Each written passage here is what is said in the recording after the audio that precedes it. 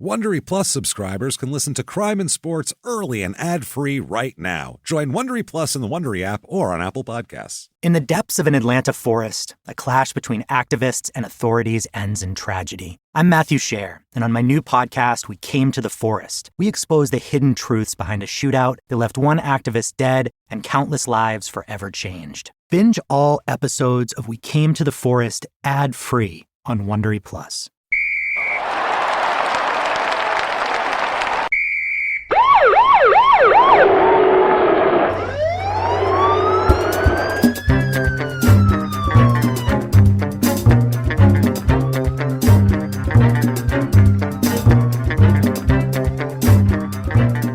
Hello, and welcome to Crime and Sports. Yay! Oh, yay indeed, Jimmy. Yay indeed. My name is James Pietragallo. I'm here with my co-host. Hi, I'm Jimmie Whisman. Thank you, folks, so much for joining us today on another wild, crazy, I'd say death-defying, but it's not defied today in this episode edition of Crime and Sports. No, there is death today. Wonderful. This is a crazy episode, and it's one of the heavy hitters that we've been kind of putting on. We have them all kind of simmering. Sure. We have a certain amount of guys that are like very famous and did shit like that, and we got to spread them out over the course of everything, and this is one of them. Right. So enjoy that, everybody. But before we get to that, we do have to thank everybody, first of all, for your reviews this week. Thank you. They help a lot. We have no clue why they help a lot. Seems to be working. But they work. I don't know why. It helps drive us up the charts, so if you haven't done it yet, that purple icon there, whatever the hell that is, that stupid app, the little thing there. A little square on your phone. A little square that you press and shit pops up. Right. Purple icon, Apple Podcast. Give us 5 stars. It doesn't matter what you say, but say something, damn it. But sign in and do it. So thank you so much for doing that. If you have, and if you have not, get on it. And everybody else, head over to shutupandgivememurder.com for everything. All your merchandise is there, Jimmy. Yeah. You're going to get t-shirts. You're going to get stuff and things and stickers and all sorts of stuff is there. Get everything now. Get tickets to live shows. You betcha. Of course. What the hell would we be doing next year? Looks like the full slate is on. That's why I'm wearing a mask. We have a quite the daunting tour schedule next year, and but we're going to do it. We got to make it up to you guys. We missed it. We're coming back, so get your tickets now for all your Small Town Murder dates, and of course, listen to Small Town Murder every Thursday. I don't know what you're doing if you're not. You're seriously screwing up, and really, you're wronging yourself. That's the thing. It's not about us. You're hurting yourself, so don't hurt yourself anymore. Give Small Town Murder a shot on Thursdays. From you, you're taking from enjoyment and good times you could have. Also, listen to P.S. I Hate This Movie every Friday, where we'll make fun of some bad romantic comedies. All of that stuff. Check all that out. And if you want to be a hero of ours, not only a hero, but you can get some stuff for you as well. Again, this is for you as well. Patreon. If you want to be a Patreon donor, very easy to do that. And you have access to all the bonus materials. Right. Not just for Crime and Sports, but also for Small Town Murder. And we do like the violent felon prisoner dating game and all sorts of stuff like that. So it's not just Small Town Murder stories or whatever. Last week for Crime and Sports, we did the Vince McMahon steroid trial for our bonus episode, and for Small Town Murder, we have one of the craziest people we have ever come across.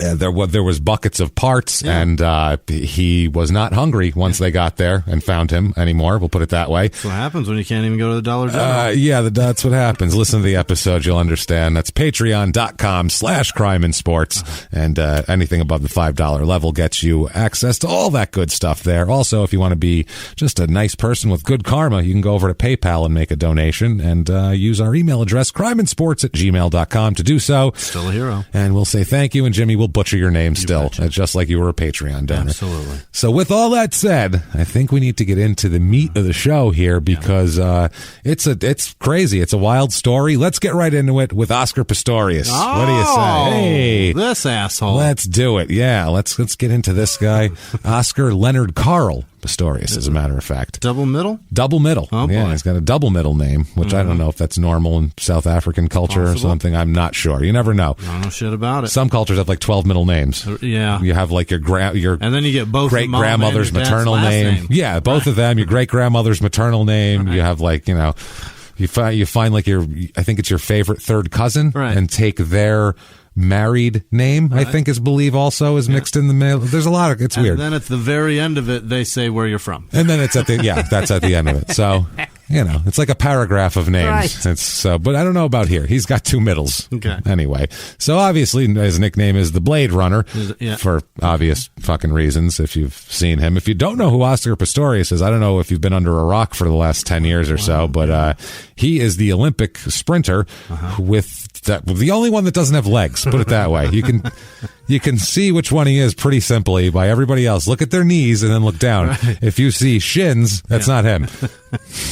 If you see these like super poly high tech things coming down that look like a giant shoehorn coming off of his. Were they forward or back? They were forward, right? No, they were like feet, I think. Yeah, but they're like bent in a spring motion. Yeah. So it's still like a leaf spring. Kind of, yeah. So that's the guy if you've seen him, and also did he win? Kind of a famous murder trial. We'll talk about it. Because if he did, that's not fair. That's kind of cheating, isn't it? Well, they had they actually had scientific experiments to see if there was an advantage of this. Apparently there's some advantage to it, but then I guess coming off the blocks is a disadvantage because you don't have the same you don't have the pop of the spring of the shoot off of those initial muscles that in your ankles and calves and shit that fire you off the block. Also, if a guy with no fucking legs beats you, get back to training. Or you go, what? No.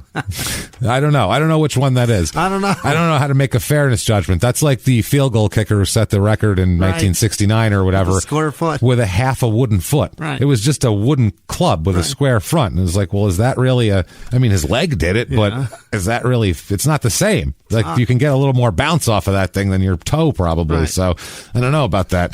If that's fair, I don't know if this is fair. I'm not sure, and it's not up to us to judge. So fuck it, I guess, right? So Oscar is born November 22nd, 1986. So he's a young guy, old Oscar. Still, actually. He was born in 86? 86, yeah. Wow. Seems like he'd be older, right? I don't know why. He's done so much more than me. There's a lot. He's done a lot. Good Lord. Yeah. Unfortunately, though, right now, you're in a much better place than him. So, you know what? You win, Jimmy. It's a marathon, not a sprint. Yeah. If you judged you guys in like 2008, dude. He's killing me. He has crushed you. Yeah. He's famous and everyone likes him. He's got money. Yeah. You're doing nothing. Sans shins. But 12 years later, shit, you wouldn't trade places with him for anything in the world. So November 22nd, 86, he's born in Sandton, Johannesburg, South Africa. Sandton is the kind of suburb of Johannesburg here in South Africa. It's northeastern South Africa, if you're giving a shit about the geography of it. This Sandton is known as, quote, Africa's richest square mile. Really? Yeah, that's on their Wikipedia page it says that as far as their town motto goes. And they don't mean richest as far as like, you can pull crops out of the soil. They mean the residents. These fucking people have money. Yeah, this is not a downtrodden area. We'll put it that way. If you're born without legs, you can still compete. That's how rich we are. That's how rich we are. We're so rich that if our son is born with, I don't know, used chewing gum below the knees. Right.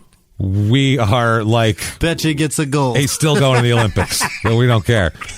As a sprinter, not even a shot putter or a discus guy or a pole vaulter. Towel boy or pole vaulter. You think with the less, you'd be able to fire yourself up there. I don't know. He's still going. So, it's a very affluent area here. It's a combination of two different suburbs. And here, his father is Henke Pistorius. Hell yeah. Henke. Henke? Yeah. Henke Pistorius. He's a businessman. His mother's name is Sheila. And his mother's going to have a big influence on his life here. Basically, Sheila was a stay-at-home mom. Yeah. So he had brothers and sisters, too, as well, as we'll talk about here. So she's a stay-at-home mom. Meanwhile, the father is a businessman and a bit of a... His father's known as a little erratic, would be the best way to put it. Oh. Like he does well for certain times, and then his behavior gets a little wacky. He'll leave a business and go start something else and struggle for a while, but he's just one of these guys doesn't seem real comfortable in what he's doing ever. And apparently when Oscar was born, though, things were going well, and they live in a very nice neighborhood. And this you have to put into context of South Africa. I don't know if people, especially younger people, if they really know anything about South Africa, but South Africa and this is coming from two Americans, has a pretty fucked up racial history. I mean, they had apartheid till 1991. It was the law, and then it still lingered for. I mean, took a minute. It's not. Yeah, it was a tough. So when he's born into that, that environment, apartheid South Africa. Like Nelson Mandela's in prison. Yeah. You know what I'm saying? Like shit like that. It's a very different thing. Right. A lot of upheaval, a lot of, obviously people are pissed about it. Economic There's protests. Instability. Yeah, absolutely. Economic instability, everything else. So, it's a wild country. In South Africa to this day, obviously things are a little more settled. There's no apartheid and shit like that. But South Africa it's a dangerous country. It's a known danger. I mean, anybody who knows anybody who kind of travels, like comedians especially, I've heard I can't remember. I think it might have been Bobby Lee, but I wouldn't put it on.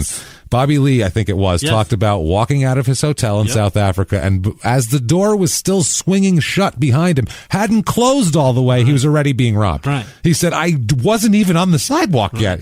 I still felt the air conditioning from the fucking hotel coming out the door. It was Bobby. On my neck as somebody was taking my money from me. Right. He's like, it was fucking wild. Like, I completed one step and got robbed. Like, that's next level. The comedy festival down there cost him money. Yeah. That's what I mean. Like, and it's known like that. If you watch like a 90 Day Fiance, we'll watch that. And one couple, that was a South African guy, and the woman was from here, and she got pregnant by him, and she was going to move there, and they were looking for a place, and like to find a place that's safe for a family. They're like, there's these giant barbed wire, look like prison, like to be in this apartment complex, and they're like, yeah, I mean, still, it's you can't stop it.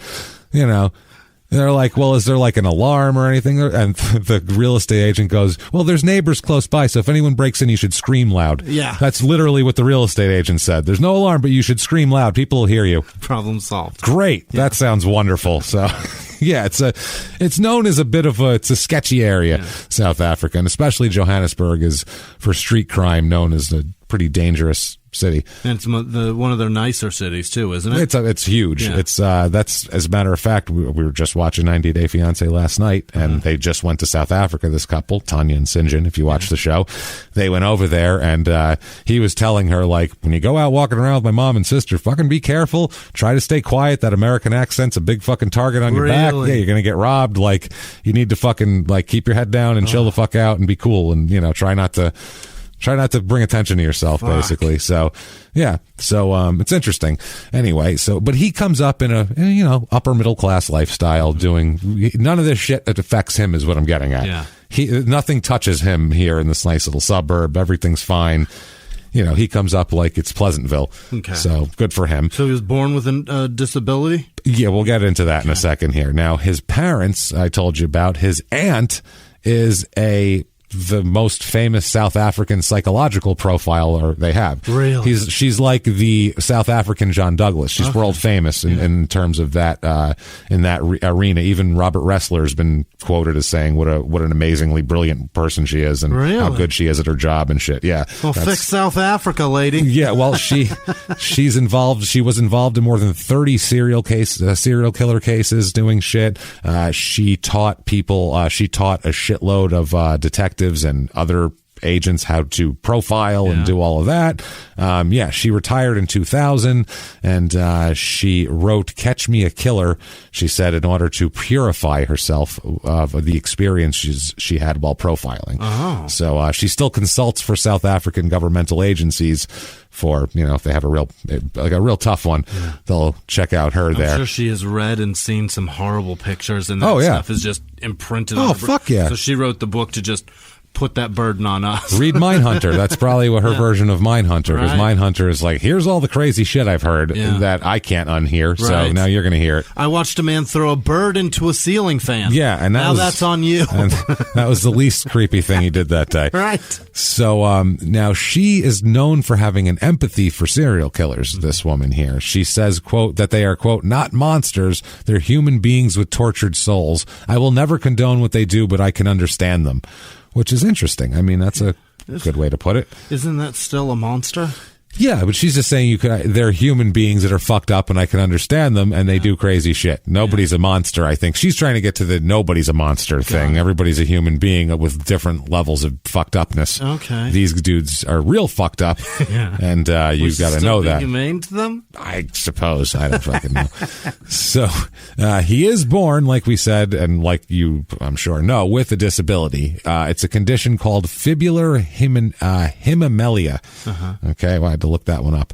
It's very rare. Yeah. It's not a normal thing that happens. It's not like, there's a lot of like birth ailments that happen at birth, and this isn't one of them that's normal. Fibula what? It's fibular hemimelia. Okay. And I guess it has no traceable genetic link to his parents or anything like that. It's a random occurring thing. It's not like, oh, yeah, Aunt so-and-so had that, back in the 40s. Oh, it's just a recessive gene from thousands of years ago. Who knows what the fuck, in this, though, the fibula, which is your shin, basically, your fibula here, it's and the ankle. Let's see, the fibula, the thin bone that runs between the knee and the ankle, alongside the more prominent tibia. Okay, the fibulas. Yeah, that's right. I guess the ankle, which they were consequently unusually short. I guess his fibula and the ankles were only half formed. And his heels on his feet didn't face down, but sideways, parallel to the Achilles tendon. So that's not good. Somebody is going to beat people at running. Yeah, you wouldn't imagine that shit. This dude's going to be fast. The insteps were not convex but concave, and in the shape of not an arch but a boat. It says. I don't know what that means exactly. He only had 2 toes instead of 5 on each foot, and his parents were like, "Whoa, that was a." What is that? Whoa, what the fuck here? So, it's rough. And it got to the point where they had to figure out what the fuck to do with it here. Now, his mother, they decide to have his legs amputated below the knees. That's one of the options, okay? And we'll get into that, exactly what that entails. Fibulus deletus. Deletus. That's what this surgery is called. It's called fibulus nomorius. What the fuck? This is crazy. It's super. And then what do you do with them afterwards? Is it like fucking Family Guy? Do you give them to the dog or something? What do you fucking do with these things? That's probably the nice thing to do. I don't know what's going on. So I'm just saying, we're not trying to make fun. We're just trying to make sense of the whole thing and fucking figure it out. Well, I mean, we're not making fun of people with disabilities. I'm just saying, this is crazy. I have to explain that shit to people I can't later. imagine how. This is wild. Yeah. I don't know that I want to see that. That sounds horrifying. Don't want to see. I didn't want to read it. Never mind see it. So the mother here, his mother wrote him a note when they decide on the amputation. Wrote him a note for later on. At this, this is your amputation letter. Yeah, which is very strange. You won't understand this now. No. If you're reading this, you survived the amputation. Keeping it in an envelope. If you're reading this, you have no legs, but you're alive. Congratulations. She says in the letter, the real loser is never the person who crosses the finish line last. The real loser is the person who sits on the side, the person who does not even try to compete. That's what she told him in a letter that he would understand later, I assume, and go, why the fuck did you write me this about competing when you were cutting my legs off? It's a weird time to write me a letter about competition. Truly. Very strange. So now they had to make a choice between amputation and corrective surgery. That's how this shit worked. Okay. So they consulted 11 doctors in South Africa and overseas. Lucky for them, they have money, so that helps a lot. Rather than just like, I don't know, your kid's fucked up, put him in a wheelchair. Put him in the bad bin. That's it, yeah, right in the bad bin. A lot of the doctors argued for surgery on both legs. Some proposed amputation of the right foot and surgery on the left, and like they were trying to figure it out. One South African doctor said that you should do double amputation below the knee, and that was that.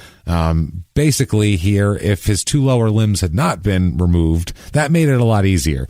To remove the lower limbs and figure it out from there was easier than to have corrective surgeries, basically series of them for the rest of your all you're ever going to be doing is going in and out of surgery to fix that, correct that. And then you got to break things and then put it back together. It would be his entire life would be that. So Jesus, man. Because they would have had to lengthen his legs and subject him to a series of delicate and complex procedures, according to this book here, to try to remold the mangled, like his feet, basically.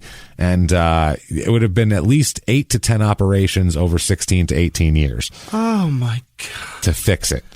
Oh, and shit. When they were done, they were like, by the time he's 18, we still don't know if he might be no better than he is now. Right. But he's suffered his whole life through that. So, or you could just chop him off and try to figure something out from there. So they decided to do that. They said they would never be able to recreate the arch of the feet, or, there's certain things you can't really recreate. So yeah, and there he is. I mean, he's kind of fucked, basically. He would, as a kid, he's going from pushing himself around, and so it's rough. How old was he when they did this? 11 months old. Oh my God. 11 months old. He doesn't know shit. No, and it's right around the time when your kids start walking too. So that's when they decided to do it then, because they said, hey, we can at least let's get on top of this before. Get him walking on these. He's learning anyway. Sooner rather than later, I guess. You know what I mean? It'd be harder to then. The later it goes, the more he's going to have a hard time figuring this out. So. Yeah, 11 months was the age because of the first steps, like I said. And they took their son back 3 months later, and they ended up meeting a prosthetic specialist in Pretoria, who built and fitted his first artificial legs, which become a huge deal in his life, as obviously. Basically, they were wooden, these legs. Yeah, they were like peg legs, kind of. I mean, that's... kind of what they were here. This is 1987 too. The prosthetics thing isn't what it is today. Today you can do they have amazing shit that they have prosthetic wise today. Hands that work and they're articulating, and it's wild.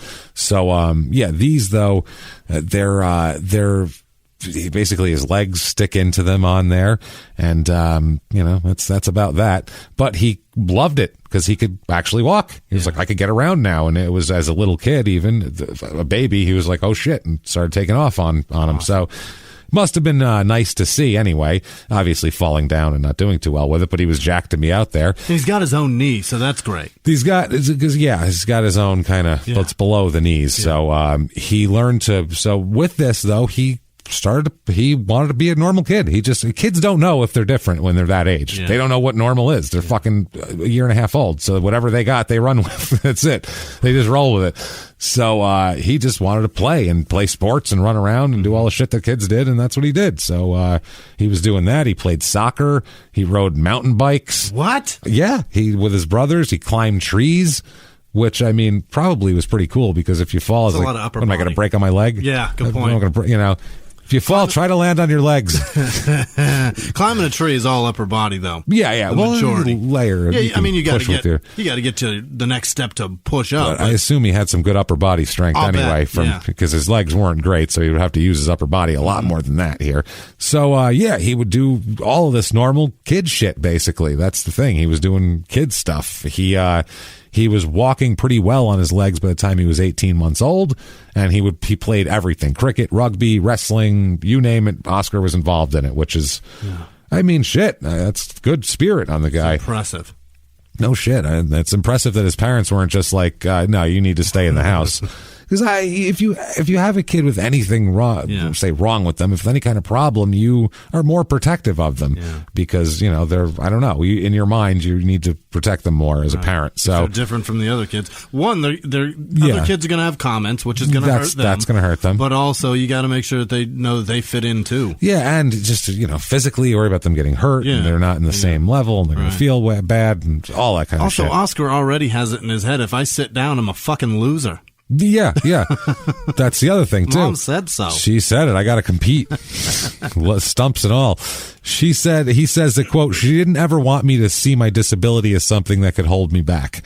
So obviously she allowed him to do all the sports, and she didn't baby him, he said, about the legs. Like if he fell down, she wouldn't rush over and go, oh no, Oscar. She would fucking let him get up like everybody else. Get up, you lazy fuck. What I say about losers. Yeah. You're being a fucking loser right now. For sure. Put your leg back on and run. Put your leg back on and get back in the fucking game. No excuses. I don't care. All the other kids have 2 legs. So do you. Put it back on and get in there. You lazy paid fuck. Good money for those legs. Get your ass in there. Good, and you have to get new ones all the time as the kids grew, I would think. Yeah. Christ almighty. Like shoes. So he went to primary school. That's a positive thing. You're never buying him new shoes. Well, no, he's running around. They're you all have the to. same size, though. They're all the same size. That's a good part, but they're going to wear out. Yeah, he's not outgrowing them. No, definitely not. Well, you could just decide what size you want them to be. That's a great point. Oscar would be like, give me like some 16s. I want the ladies to really swoon. Just some big boat ones on me. Need some people to fuck up the psyche. Big old, just like, God damn. Some grown adults. Holy shit. I want to ruin a 35-year-old man's day. Yeah, that disabled child has a huge cock, I bet, huh? The cock on him. Lord taketh away, but boy, did he give it. Right? I'm going to stand back so he can't hit me with it from where he is. It's a long one. So in primary school, like in elementary school here, the prosthetic legs weren't great. Mm-hmm. So it's still the 80s. They were heavy and unwieldy and not. He couldn't play sports as well or do shit like that. He said it was kind of very difficult, but he did say that he said that it was weird because when he got to school, people started picking on him and bullying him. Yeah. And he said that, quote, I had grown up not thinking I was any different. Mm-hmm. So he didn't really know that he was a weird, compared to the other kids, he had some sort of weird thing. He didn't know that until he got to school and they made him aware of it by making fun of him. That's the thing. If you're not aware of your differences with other kids, when you get to school, they'll make you aware of them very quickly. You're about to find out. They'll tell you all about it. What's every little thing that's wrong with you. Yeah. I swear to God, you could be in school for 3 fucking days and that's it. You'll know everything that's ever wrong with you. Like as an adult, you should do that. Go to like a 4th grade classroom and just sit there for 3 days. Yeah. You'll know everything that's wrong with you by the time it's over with. Lord knows HR took that out of your job. Done. Yeah. No shit. So his parents divorced when he's 6 years old, Oscar. And that's a big deal to him. He said that he's kind of... That affected him a lot because his dad kind of becomes a bit flaky, often on his own and not really there all the time, kind of erratic in terms of his parenting. Does he take this as a failure on himself? Not really, but because his parents, they still care about him and shit like that. Like he said that he also was saying when he was getting bullied that his parents told him to stand up for himself, which is like, Jesus. I don't have legs. Like, it's cool that you want me to stand up for myself and treat me like everybody else. But at some point, I can't stand up for myself with no fucking legs. I'm at a severe disadvantage here. One kick to the shin and I'm going down like a peg leg, man. This isn't going to work. As a kid who doesn't get figures of speech, they're saying all kinds. You got to put one foot in front of the other. Yeah. Shit. Damn it. One step forward, 2 steps. Damn. Shit. If you didn't stand for anything, you're going to fall. All right. Son, always stand up for what you... Well, son... You got to pull up your... Don't give up, son. Don't give up is what we're saying. Don't give up. Just keep trying, little buddy. Just keep trying. I wish that they would just take him, and just like... just give him an extra thing for like every sport, like weld a fin on this kid and see if he's faster than Phelps. Yeah, why not? Who the hell knows? Let's see. Just keep welding shit on him. That's it. You could too. He's got legs. You could put different stuff on him. Yeah. That's true. Yeah, you could do that. You could probably program him somehow to drive. I think with the legs and the feet, he could do that. Just program him. See if he's faster than everybody at everything. See if he's faster. Yeah, I bet he could do that. See if he can jump. Yeah. Or you could give him shins that are like fucking 3 feet long and make him a basketball player. He's going to be like on stilts. He'd be amazing. Yeah, he'd be fucking amazing. That's what they should. Dad, I really want to be 7'2". Can you make that happen? I can. We can actually. Matter of fact, done. So yeah, what the fuck? He said that, oh my God, which by the way, he says, quote, my family always believed in standing up for yourself and standing up for what you believe in. Yeah. We were taught you have to, we were taught that you have got to cope. Okay. You have got to. Right. That's very South African. It is. Sound. That's why it's very literal. Not normal, like American syntax. So I read it wrong there. He said that, one time though, his mother had to stand up for him because apparently some bully, basically he stood up to a bully taking her advice. So the kid kind of beat the shit out of him, obviously, and like ripped his shirt and everything like that. So he said, Jesus. His mom ended up stepping in and fucking yelling at the kid. She shouldn't have. Some other kid should have knocked the fuck out of him. Yeah, that's what I'm thinking.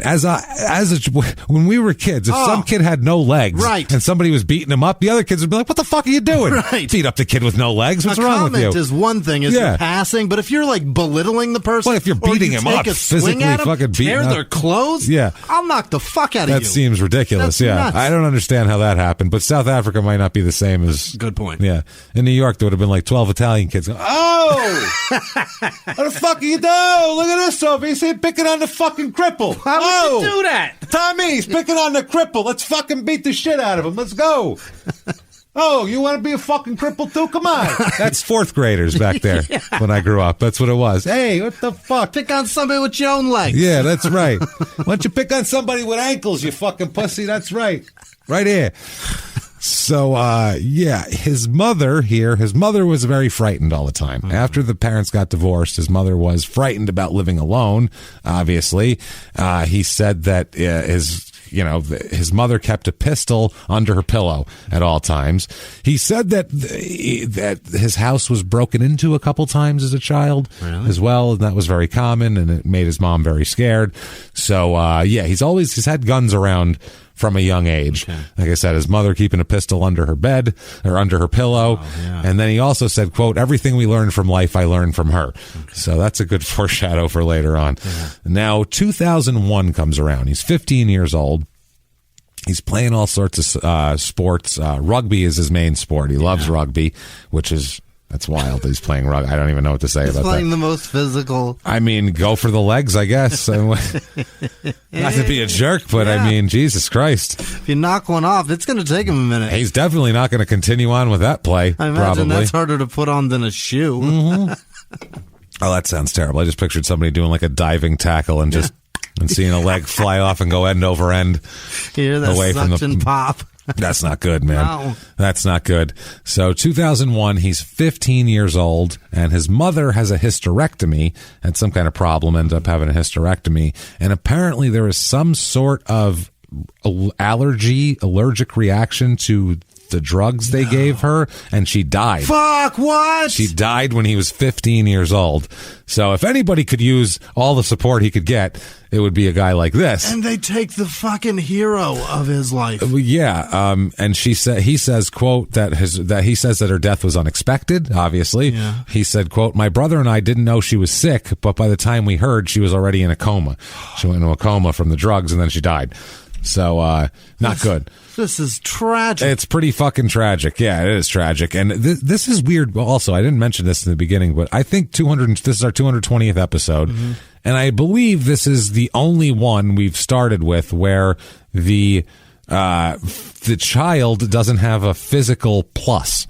Like every other story we've told, no matter what their fucking brain damage is, no matter how dumb they are, no matter what their circumstances are, no matter what, they always have the thing is, well, they're still faster than everybody else. They're bigger generally, or they have a more athletic ability, or they always have that. Like he's this and this and this, but I mean, on the field, he's crushing everybody. Like that's what they always have as a child. This guy's the only one I've seen that actually he has no physical plus. Like his physical is a minus for him in the beginning. So it's odd that he ends up on the show. The support system is fucked. Yeah, and the support system is very fucked. Yeah, so from this point on, it's a little shaky for him. He kind of lives with his dad, and he says his dad was kind of, like I said, erratic and, not the greatest time for him. But he keeps plugging along and playing rugby and all that. And January 2004, when he's 17, he shatters his right knee playing rugby. Can you imagine? That's all I have. I have barely any leg, and whatever I have is shattered now. Oh, Jesus. For Christ's sake, man. Have you ever gotten a message out of the blue? Maybe you ignore them. Or maybe you end up in conversation. Maybe they tell you about an amazing offer. I can really show you how to make some money. And maybe that gets you into a lot of trouble. But this isn't a story about people like you, the people receiving these messages. This is a story about the people behind the messages, on the other end of the line. Thousands of them, working in a microcity built for scammers. From Wondery, the makers of Dr. Death and Kill List, comes Scam Factory, a new series about survival at the expense of others. Follow Scam Factory on the Wondery app or wherever you get your podcasts. You can listen to Scam Factory early and ad-free right now by joining Wondery Plus in the Wondery app or on Apple Podcasts. In the 1980s, a rosé swept the country. Hey, Mike, I really like this White Zinfandel. Well, good. Now put it down. We're going to try another one. White Zin became America's top-selling wine. But most don't know that this sweet drink has a sour history. What began in 1986 with counterfeit bottles. A big fraud, a multi-million-dollar fraud. Sent investigators chasing one of the most powerful families in the business, the Licciardis. But the closer the feds got to them, the more dangerous things became.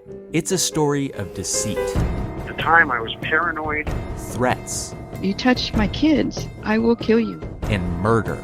With a .22 caliber bullet to the head. What started with a scheme to mislabel wine spilled into a blood-soaked battle for succession. Welcome to Bloodvines. You can binge listen to Bloodvines exclusively and ad-free on Wondery Plus. Join Wondery Plus in the Wondery app, Apple Podcasts, or Spotify. And so doctors told him that if he wants to continue with sports, maybe try track. Maybe they could get him some legs that'll work for track and try track because contact sports are probably your thing, kid. Probably bad for you. Someone should have told you, like, I don't know, 15 years ago or so. At minimum, when you were 11 months old. Yeah, that should have been like, just don't let anyone tackle them, please, probably. So his first set of racing blades were fitted by a South African guy, Francois van der Watt. He did prosthesis down there, and it's hard to say. He was apparently he was unable to find suitable running blades in Pretoria, which is where they were. So he ordered the pair to be made by a local engineer, and this pair broke very quickly, though. Which, if you're running and then your legs snap, that's got to be the worst because you're depending on your legs, pushing you to the next thing. Right. And if they don't, you just hit the ground with a splat, I would imagine. So, they quickly broke. So he this Van der Watt referred him to an American guy and who was used to be a Paralympic sprinter named Brian Fraser to be fitted with blades by an Icelandic company named Ossur, O-S-S-U-R, with the two dotty things on top of the O, on top of the O. Yeah, there's some Icelandic shit going on there. Like umlauts? Yes, umlauts. Yeah, exactly. So he began at this point. He graduates from high school and he ends up going to college at the University of Pretoria in 2006. And he competed in some events here. When he starts getting going, he competed in T44, which is single below knee amputees. Though he's actually classified as a T43, which is double below knee amputee. Okay. I don't know. So, Either way, he took part in the 2004 Summer Paralympics in Athens. And destroyed. Well, he came in third overall. Really? Third overall in the T44, the one knee event there, because those people have one leg. Got an They have a whole leg and a one amputated leg here, there, and it's a 100-meter event. And he ends up qualifying for the finals in the 200 meters, though, and he went on to win the final in world record time of 21.97 seconds, which I have no idea if that's good or not. And how far? 200 meters. Seems quick. I guess. I don't fucking know. Is it faster than with legs? Yeah. Is it faster than without legs? Is it faster than... Sounds fast. I know how... Okay, here's what I know distance-wise. I know how fast 40 yards can be run. I know what's fast for that. Yeah. I know if you run like a 4.340, that's extremely fast. That's absurd. That's great. Right. If you run like a 4.2, you're like fucking Deion Sanders. If offensive linemen are in like the 4.8s and 4.9s, like that I get. But I don't know what the fuck 200 meters is in this. A meter's not the same as a yard, first of all. And then the fucking 22, I don't know what the shit. Who knows? Let's find out what the 200-meter world record is. Wow. this guy ain't shit because Usain Bolt runs it in 19 seconds. Yeah. Well, this is the Paralympic record. This is not, so. I'm saying that's 2 legs, obviously. Yeah, and that's the fastest person with 2 legs. So right. That's, you know. So it's not faster than 2 legs, is what I'm saying. Yeah, for this. Okay, Yeah. But that's a world record for that, I guess, here. He beat a pair of American runners, both with single leg amputations that were second and third here. In 2005, he finished 6th in the non-disabled South African Championships. Apparently, that's not what they're called. It's a non-disabled competition. It's a label they're giving it, not the name of it. The non-disabled. They can call anything that. The non-disabled National Football League, everybody. Here it is. Fucking anything. Non-disabled fucking Major League Baseball. Which seems to be pretty disabled today. Yeah, it's not working. No. So, he does that. Finished 6th there. He's in the 400 meters with a world record time of 47.34 seconds. Okay.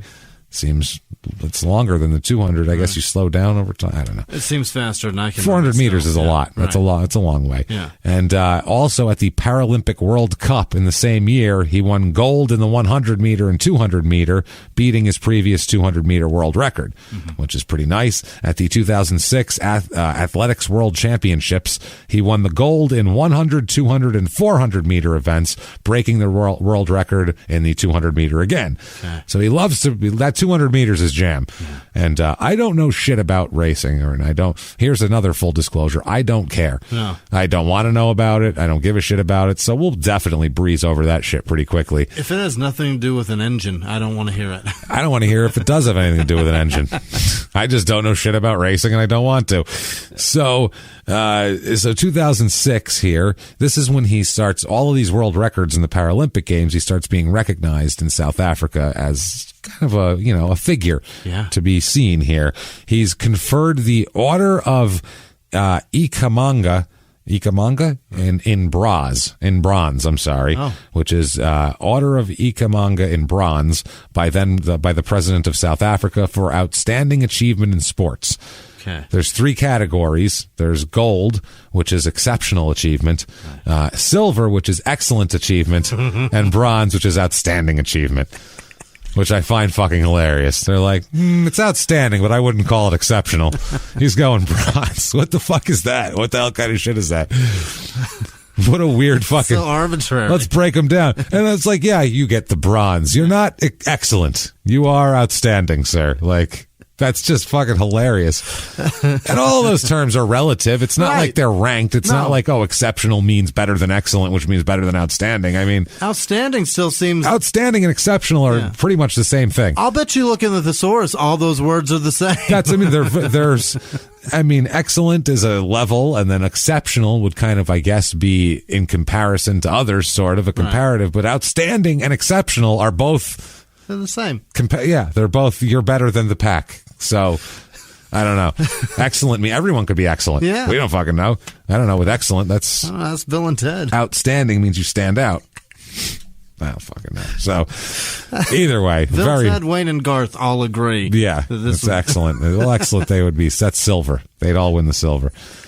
So, 2007, March 17, 2007, he set a disability sports world record for the 400 meter in the South African Senior Athletics Championships.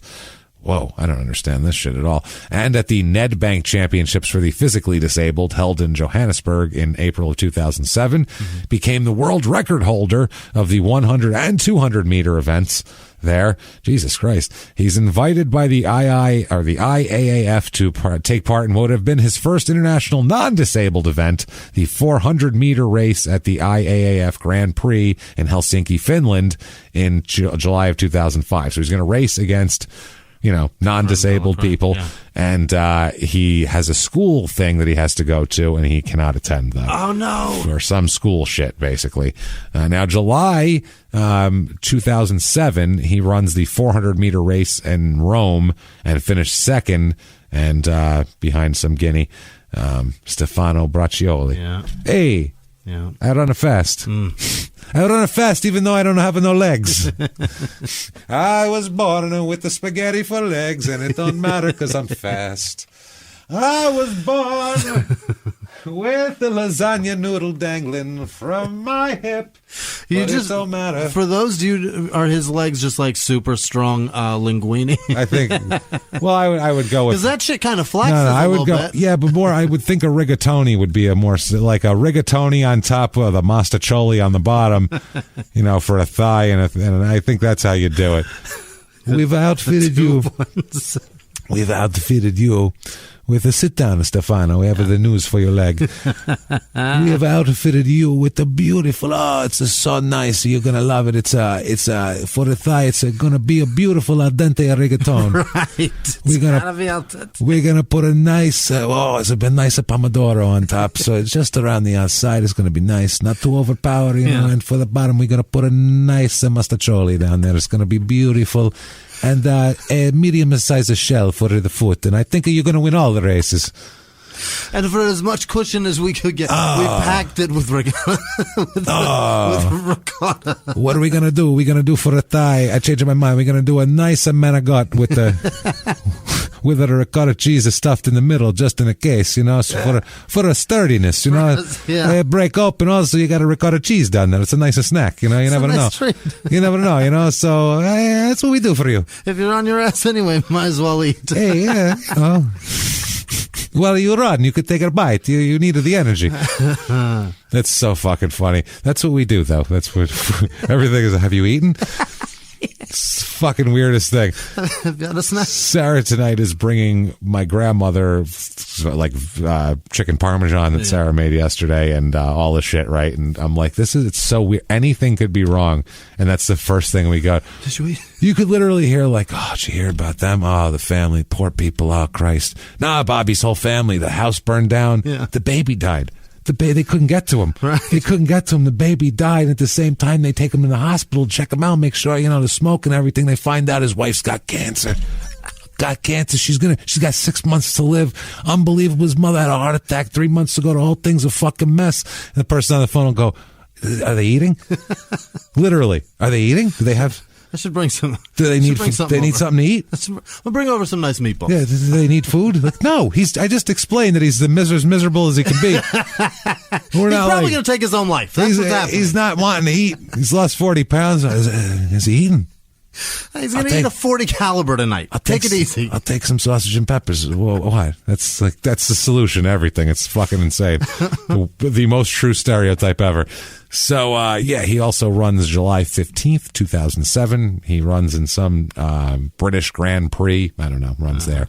Now, the prosthetics cause a bit of a fight in the whole, racing world because he's got great ones. They're really good and they work. Yeah. So there's a lot of criticism that his artificial limbs give him an advantage over runners with natural ankles and feet. Quote, natural ankles and feet.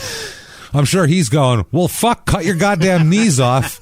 Cut your legs off at the knees and slap them on then, fucker, because that's what I had to do. What the fuck do I care? You know what? I'd rather have ankles and feet. But you know what I do have? Gold medals instead. Yeah, that's what I mean. That's what's keeping me alive. So fuck you and your ankles. These are carbon fiber prosthetics called the Flex Foot Cheetah. Right. That's what they're called. Developed by biomedical engineer Van Phillips and manufactured by Oser. Did he have to call them the cheetahs? Cheetah. It sounds like they're calling them cheaters. Like a cheetah. Right. Yeah. I get cheetah, it. cheater. Right. Yeah, that's what I mean. Why would you do that? It's too much. Flex Foot Cheetah. Just call them the Flex Foot. Call them the Flex Foot difficulty. Yeah. Fucking flex foot hindrance. You could call them anything because it doesn't, not like people wouldn't buy them because of the name. Right. If they need them, you could call them the flex foot fucking cunt flaps. It wouldn't matter. People would buy them. They would fucking buy them. They'd be like, oh, I got to get those. I got to get new cunt flaps. Yeah, man, my cunt flaps are not very good. They're all worn out. They're worn out. I knew we're both going there. My cunt flaps don't have much more. When you push down, it goes all the way to the bottom. It's just loose. See, this joint here is loose. It's no more elastic and spring to it. It's not working at all. So I'm going to trade in my cut flap. Jesus Christ. They're just all dangling, these cut flaps. We have two choices for you. We can go with the Menagata thigh, or we could put the cunt flap on your feet. What do you say? That's I want every doctor to be like that. Yeah. Let me sit you down and we have a little talk. Now, first of all, you are hungry? I get you something to eat. You want something? A nice sandwich or something? No, I'm okay. I'm in a doctor's office. Oh, we got a cup of cola. It's beautiful. This slice of very. You may as well eat. It's a slice so thin. It's like, get him some cup of cola. You're gonna like it. It's okay. Don't worry about it. We read this. Get it for him. The bread too. Bring the bread. He's gonna want the cheese. Of course, the cheese. You're gonna need the cheese with the. You're gonna like it. The cheese. It's all right. Gonna like. I ate 15 minutes ago. That's okay. You eat a little more. You feel better later on. It's good for the system. It's okay. You have no idea. Keep it a burning. It keeps it a going. Your metabolism is very high. If you got to keep a shoveling. Keep food in. Here's a sandwich for the road. For when you leave. I just ate here after I just ate 15 minutes. And you're going to eat in the car too. Here's a sandwich. You're going to be hungry. I'm telling you. Keep it burning. You're going to think about it. Burn. It's like a tire fire. You keep it going. So, Jesus Christ. So anyway, March 26, 2007, the IAAF amended its competition rules to include a ban on the use of any technical device that incorporates springs, wheels, or any element that provides a user with an advantage over another athlete not using such a device. They said it wasn't specifically aimed at Oscar, right? But he's the only person that it really affects at all. So it's specifically aimed at Oscar. This isn't necessarily aimed at you, Michael Jordan, but nobody else can jump for as long as you jump. So you're only allowed to be in the air for maximum 2 seconds. Well, yeah. Otherwise, it's a foul. It'd be like if one guy could dunk in basketball and they were like, we're raising the rim to 11 feet, but it's not just. It's not aimed at you. It's not aimed at you. Don't worry. Even though you're the only one. Right. That's what it was. The 3-point line now is at Steph Curry's seat. Not because Steph Curry's It's not really there. It's not him. It's not him. No. Jesus Christ, man. So, so to decide whether he was running with an unfair advantage, the IAAF monitored his track performances using high-definition cameras to film his race against Italian club runners in Rome in the 400 meters here. He finished last in that competition for some reason. So he's invited to take part in November 2007 in a series of scientific tests at the German Sports University of Cologne. Cologne, under the guidance of professor of biomechanics, Dr. Peter Brueggemann, who sounds very serious. Okay. And in conjunction with Ilio Locatelli, who's there in case anybody gets hungry. Just in case. Here's my opinion. If you have to take... I brought us so many cold-cuts. I'd make a nicer sandwich. I'm sorry. If you have to put rules in place for one guy, and you have to take and get high-definition cameras to watch his stroke, and then you have to fly him to Germany to put him through a series of tests... it's clearly not an advantage. Just let the fucking guy run. Or it's way more trouble than it's worth. And you go, listen, Oscar, we love you and everything. Tell you what, here's a silver medal. Yeah. Enjoy yourself. I don't know what the fuck to tell you. So, give everybody else his fucking legs and shut up. Yeah, it's exactly. So it's crazy. It's just let him run. Who cares? So anyway, this guy here now, Ilio Locatelli was Locatelli. By the way, is an amazing cheese. Is it? They make. I don't know if it's his family, but the Locatelli, the Romano and especially Romano. Get a block of the Locatelli Romano. Where's it from? It's Italian. I mean, it's from Italy. Yeah. They sell it like if you go to like a good Italian deli somewhere. Yeah. It's not going to be in your fucking local grocery. No. They'll have Locatelli. If back east it might be, but not anywhere else in the country. But Locatelli, like northeast, you'll find it everywhere. But here it's kind of spotty. But you get it. Oh, grate that on your shit. Yeah. Oh my god. The fries with the grocery store here that has like the wine bars in them. There's only like 4 in town. Yeah. There's one right by my house. Oh wow. And I go there because their cheese selection is fucking deep. Oh well, yeah, they got. And I'll sit on my couch and eat a block of brie or some shit. That's good for you. Block. It's not really a block, but you get what I'm saying. Wedge. Yeah. I'm getting the quarantine 15's real is what I'm saying. I'm going to be a disgusting Why can't mess. I get that? My doctor's got me on all these pills, and I'm just going to ruin it all anyway. I'm going to destroy it with cheese because it's delicious. With listen, doctor. I'm sorry. It's cheese. Ilio Locatelli came over. The fuck up, then. Yeah. Time to get out of my neighborhood because it's delicious. If I can't control myself here. So now they did technical They were responsible, these two doctors, for all the technical issues for the IAAF. So after 2 days of tests, they had a report on the findings of what they found here. The report claims that Pistorius's limbs used 25 or 20. Yeah, 25. I don't know what happened to my voice there. So I got like a hiccup thing. That's adorable. Ooh, hey. I don't know what that was. That was some. Like someone's going to come out of your throat and tell the story for me. They had some too much menegot in there. That was came up at me. So they claim that his limbs use 25% less energy than runners with complete natural legs running at the same speed, and that they led to less vertical motion combined with 30% less mechanical work for lifting the body. So, in other words, easier for him to do this. Floating. Yeah, well, I think what they're getting at is you could be less of an athlete and have these legs and be equal to better athletes. Whereas if you took Usain Bolt and cut his fucking legs off at the knees and put him in these things, he would fucking fly. He's running 11s. Yeah, he's ridiculous. He's killing it. He's running like a 3.640. He's fucking destroying shit. So, he told the newspaper, this Dr. Brueggemann, that Pistorius, quote, has considerable advantages over athletes without prosthetic limbs who were tested by us, because they tested, control groups and all that. It was more than just a few percentage points. I did not expect it to be so clear. So, scientifically, he's got an edge. He's got a fucking edge on shit. But if you've ever seen him run, it's almost disturbing how it looks, because he doesn't go up in the air. Like, when you see people, it's just it's just a flat. It's fucking crazy, which is an advantage because you're not wasting energy. Right. So you're not pushing yourself up in the air like a runner. They said you don't have to. It's just more of a. It's crazy. It's cool as shit. It looks. I didn't like watching him run because I thought they were. I was always worried one of them was going to snap and he was going to like fucking face plant. Hard. That's what I mean. I thought he was going to face plant, and it made me very every step I was wincing, like, oh God, please don't face plant. 25 miles an hour. That's gonna hurt, man. That's what I mean, dude. It's into that hard fucking that clay. Boom. Oh. No, it's like good. Sandpaper, that shit. Yeah, no shit. Crazy. It's fucked up. So it's rock hard. Yeah. You ever been on like the warning track of a baseball field, like a major league field? It's fucking rock hard. Yeah. There's no give it to it whatsoever. And they have to be wearing cleats. That's the only reason they don't slip and fall out there, because that shit it's hard, but it's got like shit on top. Well, there's a reason why. There's a reason why when the ball hits it bounces over a fucking wall. Right. When it hits the grass in your yard, it doesn't do that because it's not rock hard. Bounce a foot and go down.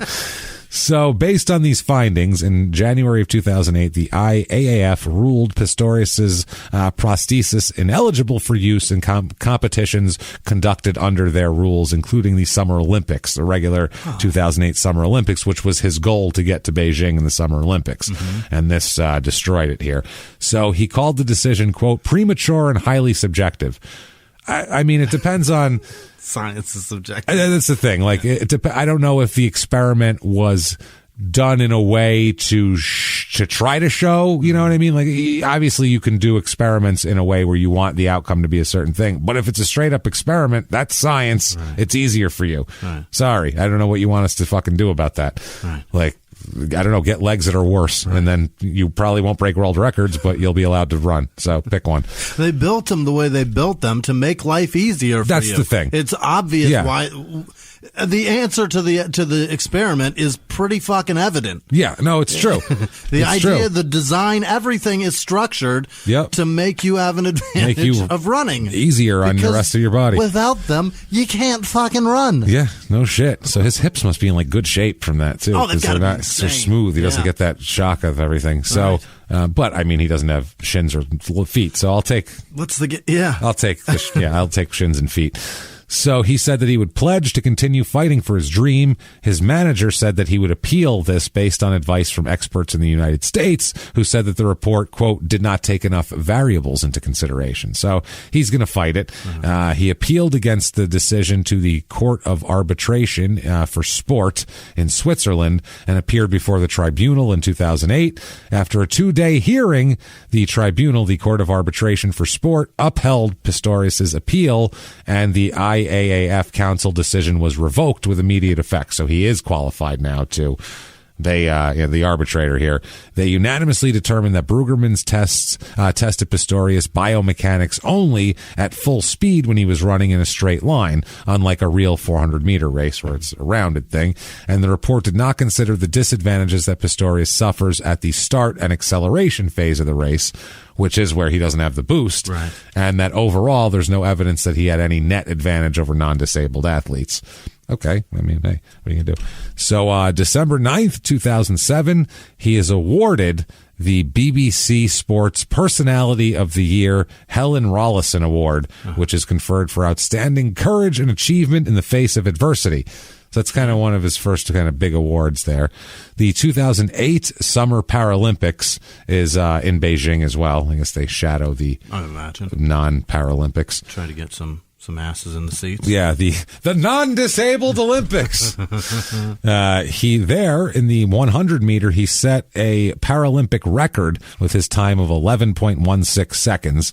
And also won a gold medal later on from Jerome Singleton of the United States there as well in that one. 4 days later, he did the 200-meter sprint and won his second gold at the event with a 21.67. He's as fast as Usain. 21.67 in 200-meter. He did 19. Usain's 19. That's fucking fast. He did 21, yeah. For no legs. That's fucking fast as shit for any legs. Wow. 5 legs, no legs, 1 leg. How many fucking legs you have? That's fast. That's just fast. That's a world record there, right? It's I believe it's a Paralympic record. Mm-hmm. He also won gold in the 400 meters, so he won the 1, 2, and 400 here with a world record time of 47.49 seconds there. And he called it a memory that will stay with me for the rest of my life because he swept it. He was gold, gold, gold. Now, in 2008, now that sounds wonderful, like it was a dream thing and he was happy, but there's parts of Oscar that the world doesn't see. Yeah. Oscar's also kind of got a streak of prima donna in him. Oh? He's got a little bit of he's got a little bit of I especially because the whole Paralympic thing, he's a big star that everybody knows. He's drawing attention to it. No one would even know about it, that it's even happening if it wasn't for him. And that's the way he's looking at it. Like, I'm the fucking star here. Right. You should kiss my ass in these Paralympics. I'm the only reason that anybody's watching. Okay. So, friend of his said that he recalled Oscar calling him from the Beijing Paralympic Games in 2008. And he said that he was bitching and complaining that he didn't like the running vest and shorts that they gave him to use. This is the guy's quote. Quote, he wanted to go on the air and complain. This is a radio, because it's a radio show host. He wanted to go on this guy's show. He called him up to say, I want to go on your show and complain about the fucking running vest and shorts that I have. Yeah. So he put him on the radio show and that sort of thing. He said that, he's just that kind of guy. And they said his roommate, basically, he said, what was it? He interviewed Oscar's roommate and he said, what was it like to sleep in the same room with a superstar in the Olympics? And he said, quote, I moved out. Oscar's always shouting at people on the phone. God, so he's a loud talker. He's an angry guy when it comes to shit like that. But in the world, he's doing great. 2008, he collaborates on the release of a music CD called Olympic Dream. Oh, yeah. Produced in Italy. It consists of disco remixes of music pieces that Pistorius finds inspirational. Oh, my God. So he's not even making music. Yeah. He's like, I like that song. And they're like, cool, we'll disco remix it and make it like an Italian club song and fucking throw it on a CD. And, it's the Olympic? The Olympic. Olympic Dream. They should capitalize the limp part. Olympic Dream. Pow. So this there, two tracks were written for him also here. Olympic Dream and Run Boy Run is another one, which he produced voiceovers for those. I don't think he sang, but he did like some spoken word over the top of it or some shit. Part of the CD's proceeds sale went to charity, only part. He also actively supports the Mine Seeker Foundation, a charity that works to raise awareness for landmine victims and has a support program to provide prosthetics for victims. Jesus Christ, you don't even think about that. There's not a lot of landmines in America. No. The United States is all over a lot of the world. The United States, not a lot of... Yeah, that's a good point. Not a lot of landmines hanging around. Thank goodness for that. Yeah, that's one thing you don't have to... There's plenty of shit to worry about here, but one of them is not landmines. Right. That's good. So a book comes out of his here. It's his autobiography called Dream Runner. Oh, God. Comes out with his autobiography. He's going to hit puns everywhere. Oh, boy. Published in Italian in 2008, and then an English version released in 2009. Nice. He's huge in Italy for some reason. There's a nice huge recipe in the back of the book. Oh, it's a beautiful. The author he wrote it with is Gianni Merlo. And he gives you a beautiful recipe. Oh, the back. Oh, you're going to love it. It's his grandmother's a Sunday sauce. It's a beautiful, it's a nice, also, they do a nice veal roll. It's a nice thing. You put the meat inside, you get the veal, you pound it out real thin and roll it up with the toothpicks. It's going to be a beautiful. You read the book and then you eat a nice meal. The guy's last name is Merlot? Merlot without the T. So just Merlot, like the wine. Fucking perfect, isn't it? Unbelievable. And he writes for La Gazzetta dello Sport. Of course he does. Yes, he does.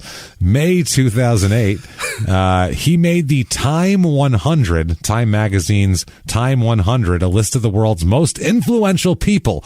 Wow. 100 in the world. He made it, he appeared third in the Heroes and Pioneers section. Awesome. You want to hear who the other heroes and pioneers are? These are all like entertainment people and shit here.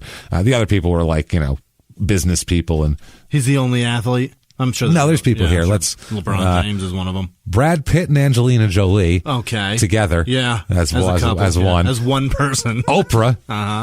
Oscar Pistorius. Jesus Christ. Number 3 behind that. Behind Oprah. Hi, Oprah. I'm Oscar. How you doing?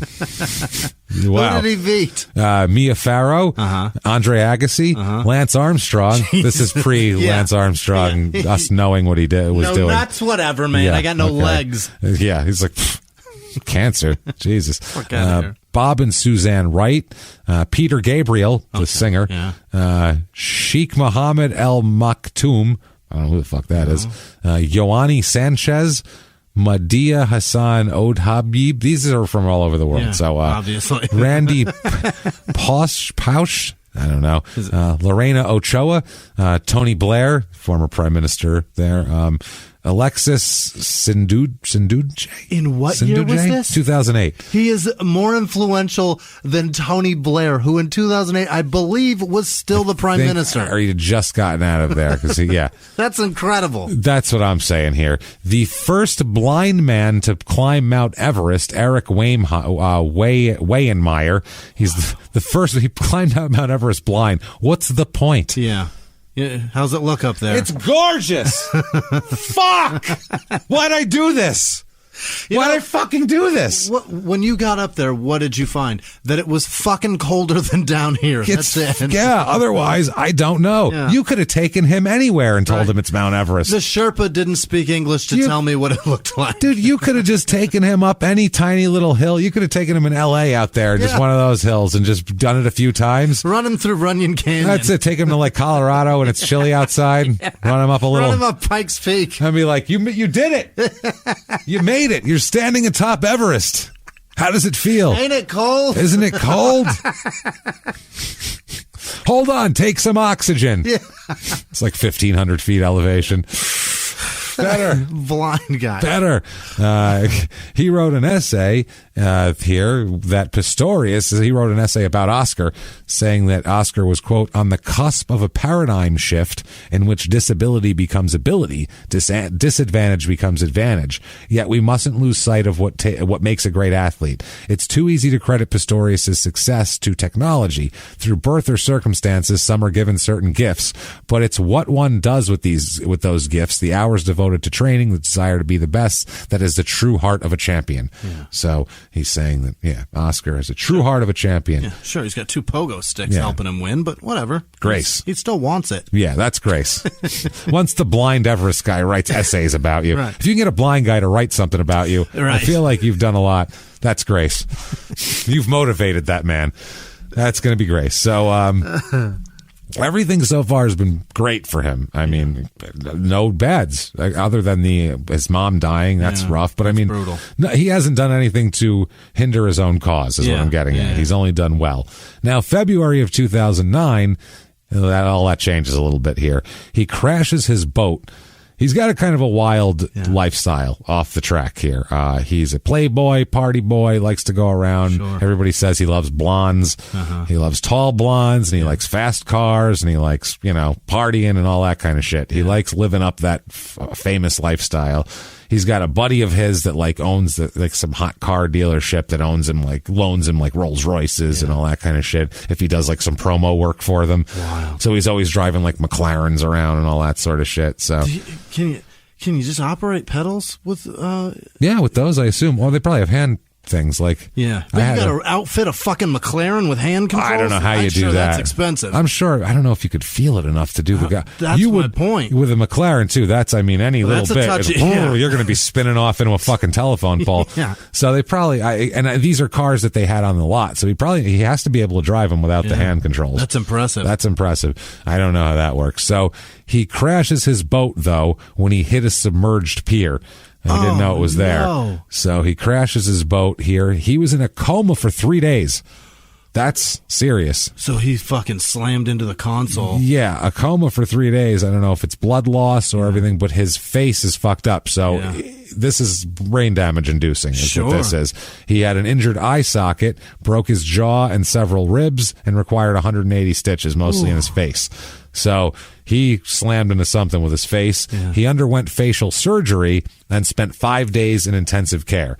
He didn't see the pier. It was submerged. It was a old pier that they had submerged. He didn't know it was there. Apparently they didn't have a sign or a flag or anything like that, and he just fucking rammed it and I feel like you could sue for that, right? I don't know how things work over there, but maybe whose pier it is. That's what I mean. If it's who the fuck knows? That thing could have been from 300 years ago. Yeah. Why honestly. Are you blazing so fast by the shore, man? He's always blazing fast. Jesus. That's why that's how he lives. Everything's fast. Wow. Except if he doesn't have his legs on, probably then it's a little slower. It's a smidge slower. Otherwise, it's all. Behind the closed doors of government offices and military compounds, there are hidden stories and buried secrets from the darkest corners of history. From covert experiments pushing the boundaries of science to operations so secretive they were barely whispered about. Each week, on Redacted, Declassified Mysteries, we pull back the curtain on these hidden histories. 100% true and verifiable stories that expose the shadowy underbelly of power. Consider Operation Paperclip, where former Nazi scientists were brought to America after World War II, not as prisoners, but as assets to advance U.S. intelligence during the Cold War. These aren't just old conspiracy theories. They're thoroughly investigated accounts that reveal the uncomfortable truths still shaping our world today. The stories are real. The secrets are shocking. Follow Redacted, Declassified Mysteries on the Wondery app or wherever you get your podcasts. You can listen to Redacted early and ad-free right now on Wondery Plus. He was hip-hop's biggest mogul, the man who redefined fame, fortune, and the music industry. The first male rapper to be honored on the Hollywood Walk of Fame, Sean Diddy Combs. Diddy built an empire and lived a life most people only dream about. Everybody know ain't no party like a Diddy party, so. Yeah, that's what's up. But just as quickly as his empire rose, it came crashing down. Today I'm announcing the unsealing of a 3-count indictment, charging Sean Combs with racketeering conspiracy, sex trafficking, interstate transportation for prostitution. I was up. I hit rock bottom, but I made no excuses. I'm disgusted. I'm so sorry. Until you're wearing an orange jumpsuit, it's not real. Now it's real. From his meteoric rise to his shocking fall from grace, from law and crime, this is the rise and fall of Diddy. Listen to the rise and fall of Diddy exclusively with Wondery Plus. Fast. So yeah, the crazy part is he was fucking within a month he was back training again. Wow. Didn't even the stitches weren't even I don't even know how he was sweating into his stitches. He was out there doing it again. So didn't affect him very much because the rest of his body was fine. Yeah. So that's not bad. Let's see, who's this guy here? A friend of his here says, quote, the boat accident where he carved up his face, he says there, he was in a coma, had 180 stitches. By the way, alcoholic beverages were found on the boat, but police never tested his blood, and the authorities declined to prosecute. So they just didn't want to know if he was drinking or not, basically. They were like, let's just call it even on the drinking. I mean, if Oprah hits a pier, are we going to check if she's drunk? I fucking hope so. Over here, they check if Oprah's drunk, probably. Yeah, over here, they want to know if everybody's drunk. Just fucking take blood. Just take blood. See what's in him. It'll see be what's funny. in him. Yeah, exactly. See what's in him. So this guy says, I thought the exuberance of youth, he's a South African boy becoming a bit of a star and a playboy. Why the hell not? Like that he's all crazy, basically. So anyway, September of 2009, he's at a party, fancy kind of a party with lots of good-looking people and all that sort of shit. And there's a model there who's his girlfriend, Melissa Rahm, and she basically they get in a fight at the party, which is what you want to do. Yeah. You want to fight with your girlfriend at a party. But she confronted him after catching him kissing another woman. So that's going to cause a fight. It's just going to cause a fight. There's no way that it's not causing something. Right? It's a man's world. Not here. No. She yelled at him and said she was done here. So he is mad at her for being mad and apparently fucking really let loose on her, let fly screaming and yelling at her for being mad at him for kissing some other woman. I was getting her for you. What the fuck? Jesus Christ. I was just practicing. I was practicing so I could be better for you. What's wrong with you? You fucking bitch. I was practicing. What's wrong? So, then, by the way, he's super drunk that night. Even his attorneys say that. And his attorneys do get involved because there's an issue here. According to this, basically, he chased Rahm out of the house. Her and her friend as well. Now, her friend, last name Taylor Memory, they ran from the house. Once outside, the Taylor Memory chick remembered that she left her purse with the car keys in the house. Oh, no. So no way to get out.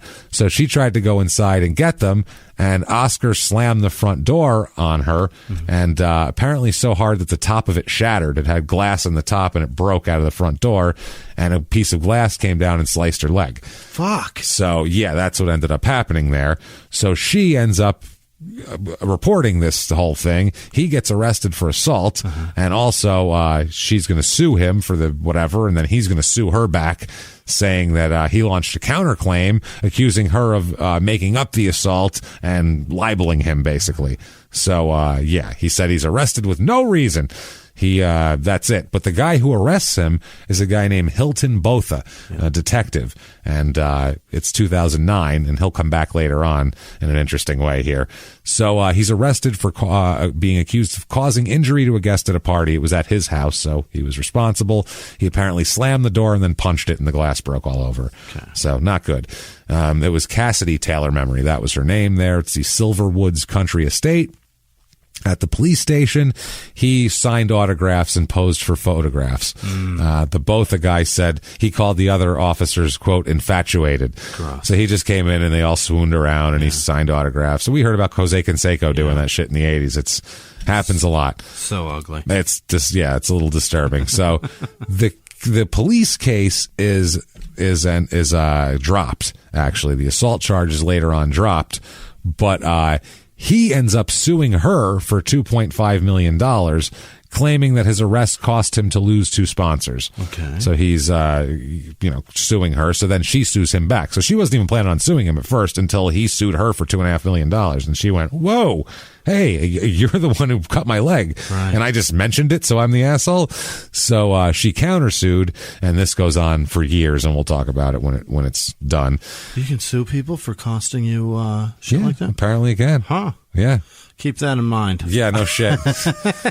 No shit. Tell me about it, really. Is that a thing? Because if it is, I got damages. Yeah, we're owed from a few sources here.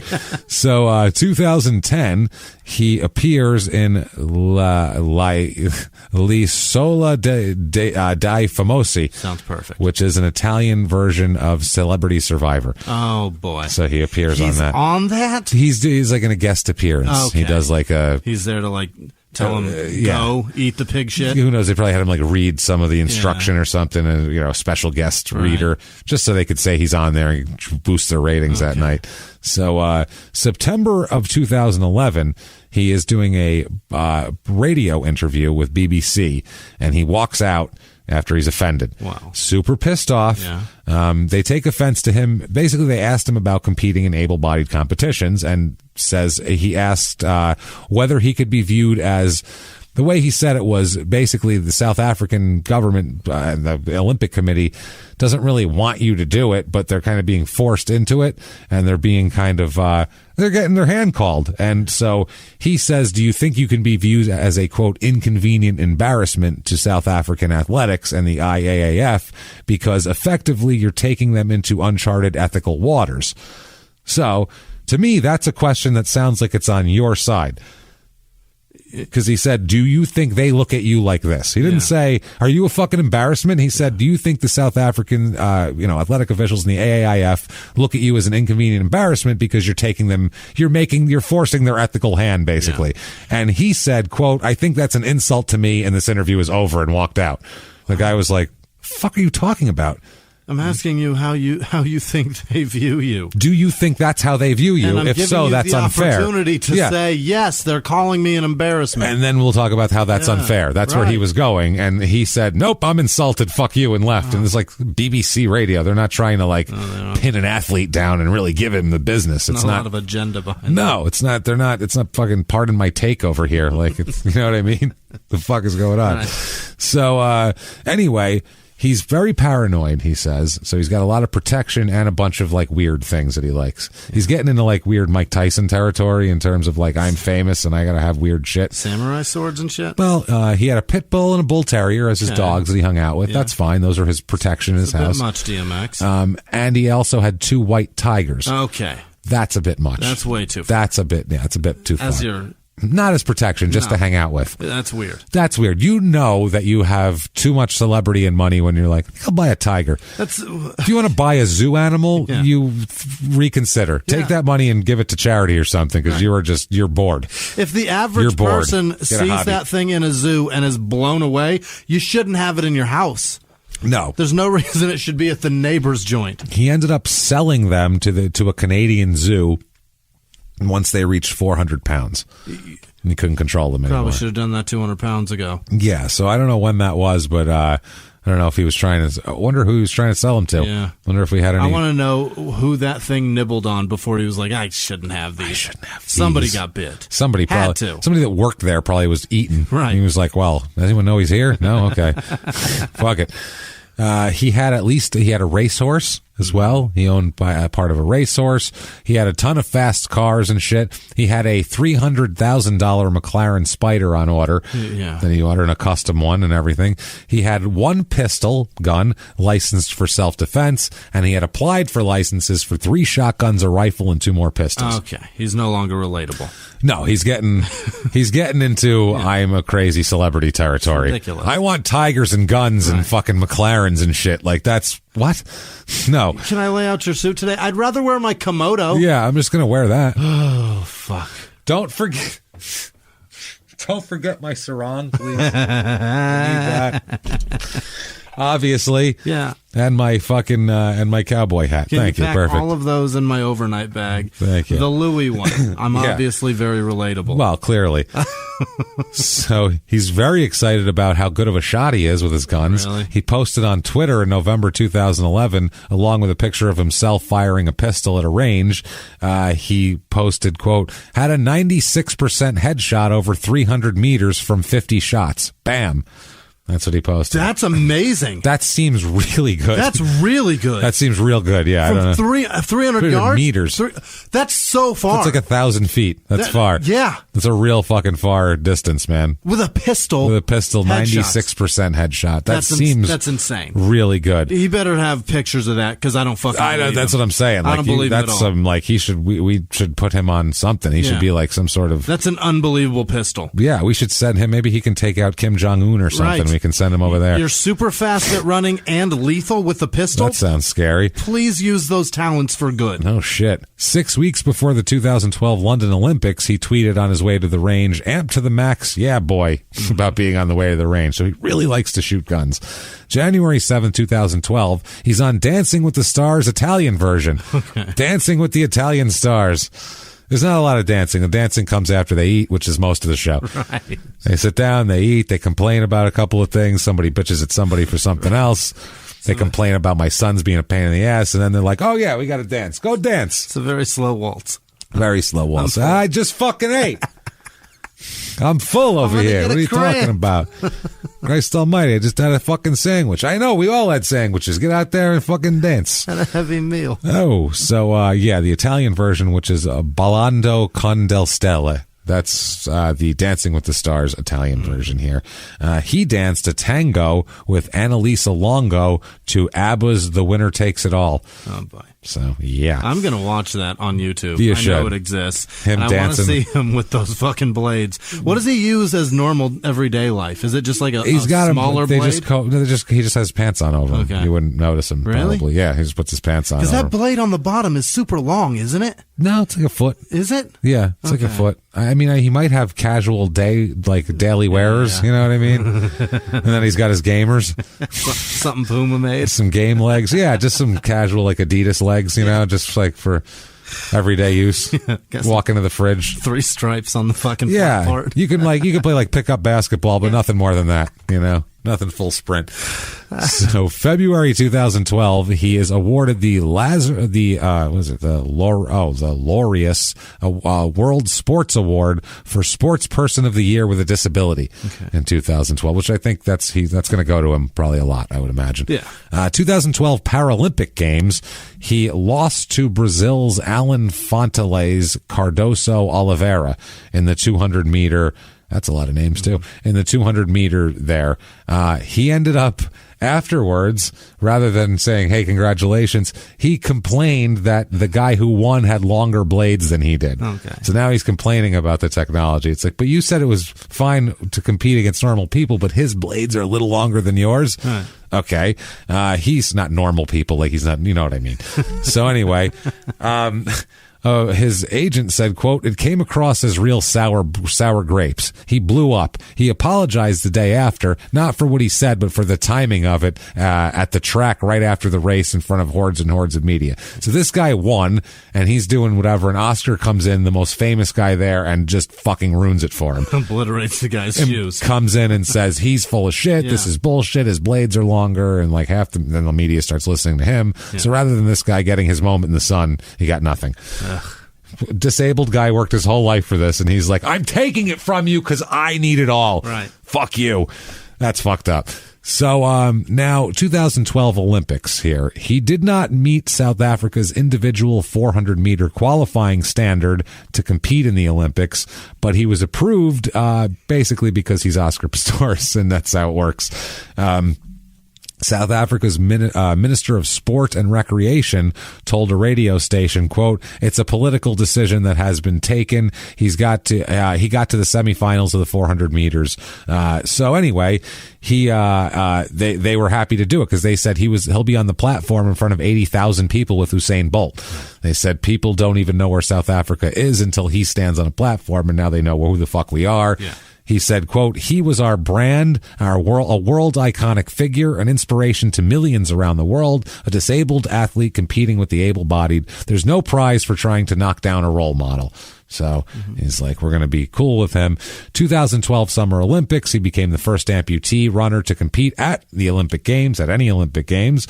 In the 400-meter race, he took second place in the first heat of 5 runners, finishing with a time of 45.44 seconds. And that advanced him to the semifinals, and he ran the second semifinal where he finished 8th and last with a time of 46.54. In the first semifinal of the 4x400-meter relay race, Jesus. Him and 3 other guys. Yeah. The second runner on the team fell and was injured before he got to Pistorius. You fucking jerk. So who was going to run the third leg? And South Africa was passed into the final appeal. They said there was interference. Basically, there was a Kenyan guy, they said, who tripped his guy. So there was all sorts of interference. So anyway, the South African relay team eventually finished 8th out of the field of 9. And it was, so there's that. He was chosen to carry the South African flag for the closing ceremony. Of course. Pistorius. Yes, absolutely. So yeah, he ends up, whatever. He does some good stuff here. So 2012 Summer Olympics, he's in it. So good for him anyway. He's doing different shit. Now the 2012 Summer Paralympics, he carries the flag at the opening ceremony as well.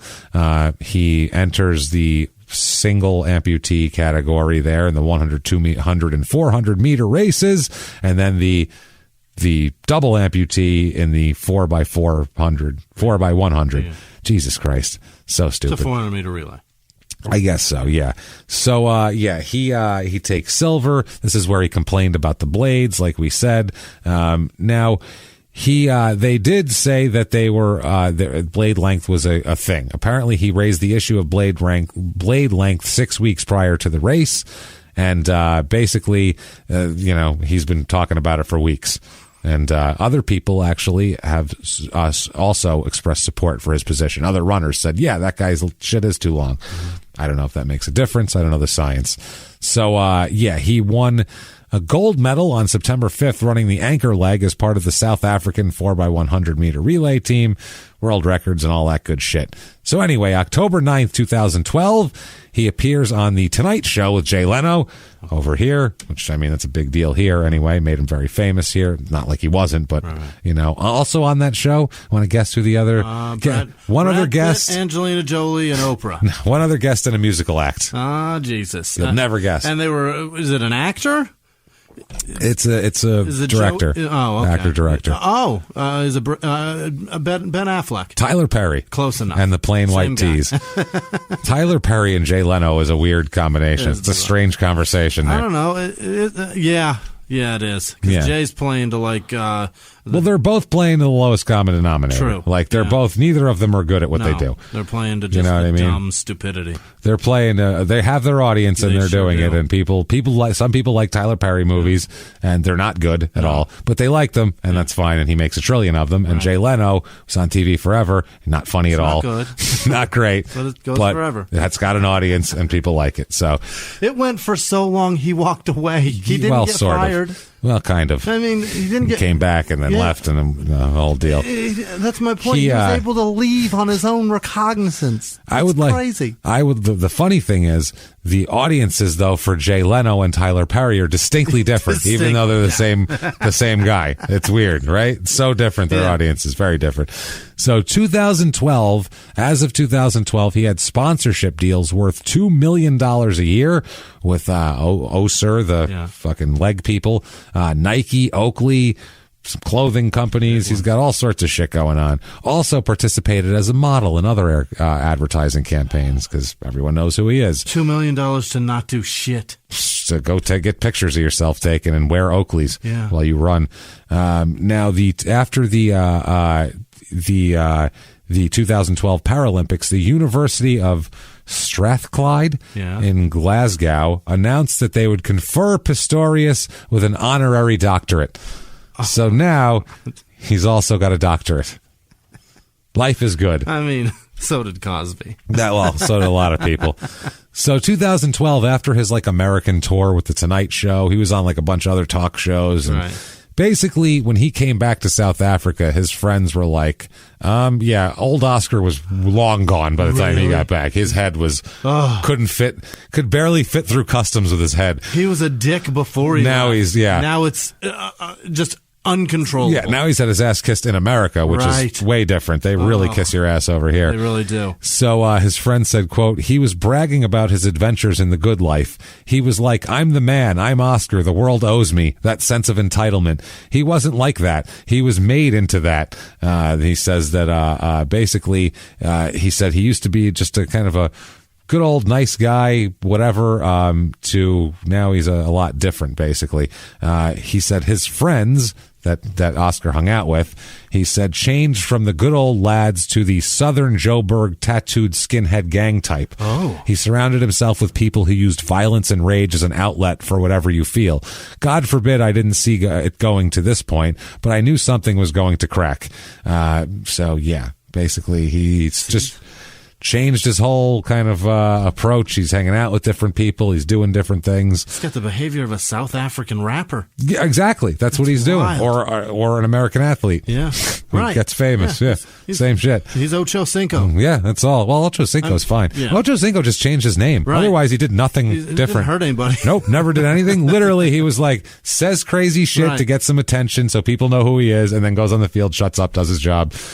I remember seeing him on that Hard Knocks thing, and he was at Claire's in the mall buying earrings. For his daughter or no, for him? What? Big fake diamonds. He was buying $8.99 earrings? Yeah. He goes, I don't buy real fucking diamonds. He goes, why the fuck would I put real diamonds in my ear and then lose one of them shits? That's a lot of money. Yeah. He goes, I'm rich. If I wear these, people think they're real. Yeah. No one thinks I'm wearing point. He said, no one thinks I'm wearing a fake diamond. He goes, no matter what the fuck I'm wearing, everybody thinks it's real because I could afford it. So I don't buy it. And I was like, that's fucking brilliant. It's genius. That is, everybody who's rich do that. Yeah. Fuck, you don't need to do that. Just pretend no one knows different. Yeah, he's like, I don't give a fuck. He goes, people are like, damn, Ocho got some big diamonds. He's like, cool, fucking great. I don't care anyway. I don't give a shit. He goes, they start to turn green, I throw them out, buy another pair next week. Who gives a fuck? They're $9. Yeah, that's what he does. That's hilarious. It's brilliant, though. Yeah. That's what I mean. He's just playing everybody. Yeah. He's smart. He's used that doing shit on purpose. Yep, he did all that shit to just use it for what it was. They were trying to, the media and sports, they use, so he's just using them right back for his purposes. He's a smart guy. So 2012, he did have a domestic violence thing, I think, though. I think he was like one, possibly. I'm not sure. I'll look into it. I just know he had just crazy antics that made people mad. Yes. And I enjoyed that. Because he had a reality show with that one. He did. I don't know if it was I don't remember what happened, so I won't speculate. Have a show, didn't he? Oh, he had a reality show, yeah. That's fucking like his too wife much. Or some shit. Yeah. So 2012, Oscar makes the Time 100 again. Mm-hmm. So back in the news here. Now, on that list also, I looked and I was looking for people and I'm like, come on. On the list there, people who wouldn't be on it today, Louis C.K. was on it. No. He wouldn't make it today. Harvey Weinstein is on the list. Jesus. I mean, influential, yes. Yeah. He would influence you to be sexually assaulted, is what he would influence you to do. And then possibly the worst of all, Tim Tebow. All three of these. All three of them are on the time. So all three of them and Oscar Pistorius on the list then. Things change in 8 years. A lot. Holy shit.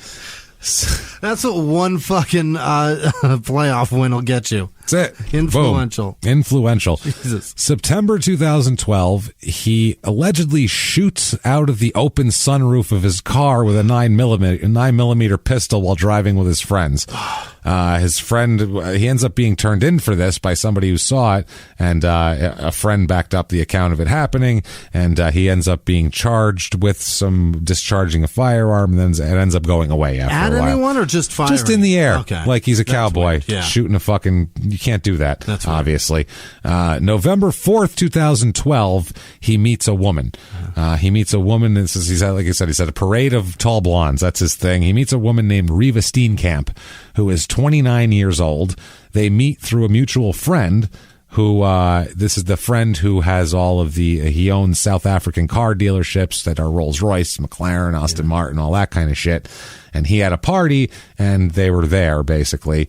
And they had struck up a friendship, him and the car guy.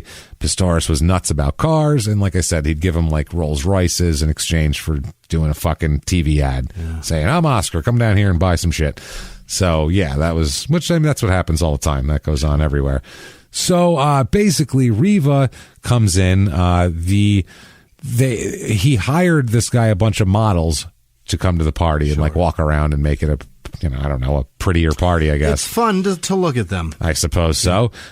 So anyway, Reva was one of the models, and she's very attractive. We'll talk about her here. She also likes cars too, so they kind of hit it off and that sort of shit. And they do that. They end up meeting basically. Now, she is a South African model, and also she's trying to be a lawyer as well. She's going to law school as well. She's a very smart young lady here. She modeled for FHM magazine and was the face of Avon Cosmetics in South Africa. All right. So she was getting big here. She was working as like a presenter on South African TV shows. They just get, whatever. Advertisements for Toyota Land Cruiser, all sorts of shit like that. Like she's having a good career going on. She was a celebrity contestant on the BBC lifestyle show Baking Made Easy in 2012. So yeah, Baking Made Easy. That's awesome.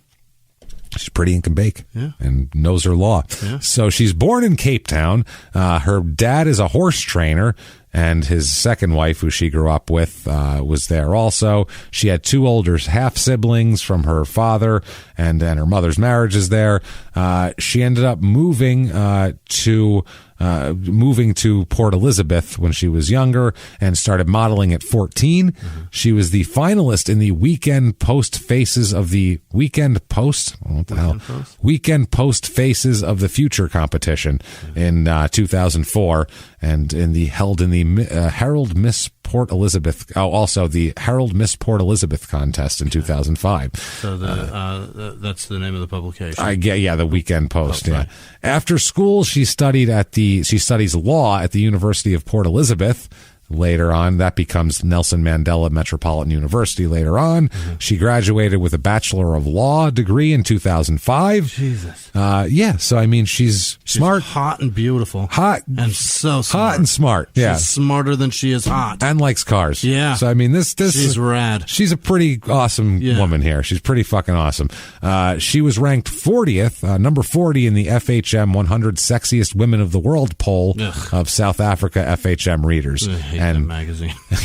And 45 in 2012. So douchey magazine. I hate any of those guy magazines. Fucking Maxim and all that shit. I hate those guy magazines. FHM stands for him magazine. It's so stupid. Fucking dumb. It's just a shitload of cologne ads. Right. It's a bunch of cologne ads, and then dudes push their girlfriends to let us all look at her. Yeah. Stop it. A bunch of cologne ads and a bunch of dudes with their shirts off. Right. What are we looking at?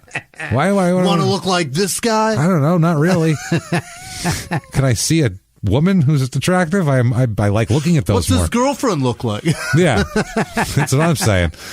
So, what kind of cars he drive? Show me the fucking specs. Show me something. So apparently he went after her hard. He saw her and got her in his sights, and that's what he was after, like the Olympics. He wanted Riva. So his friend said that it wasn't instant for Riva, but it was instant for Oscar. He was all over her. Yeah. Her publicist said, quote, he became overwhelming, which is interesting here. And her father was protective of her and all that sort of thing. And her father told Oscar, quote, if you want this girl, you need to give her some space. But then he never did. Right. In America, we call that stalking. Yeah. Her manager said, or was his publicist said, quote, he was here all the time. And then she started going to him, and we never saw him again. He wouldn't come there anymore. January 2013, he's at a table out to dinner in Johannesburg with his friends in a restaurant. And apparently somebody passed a pistol under the table to somebody else for some reason, and it ends up going off in the middle of a fucking restaurant. What the fuck? Yeah, I don't know why it's a Glock pistol. I don't know why anybody has. Why do you have that out? A Glock out while you're eating literally at the dinner table, but then again, why you'd want to pass it to someone else under the table, and then obviously a shot goes off in a restaurant. My monogot's a little tough. I can't cut it. My gut sucks. I got Pow.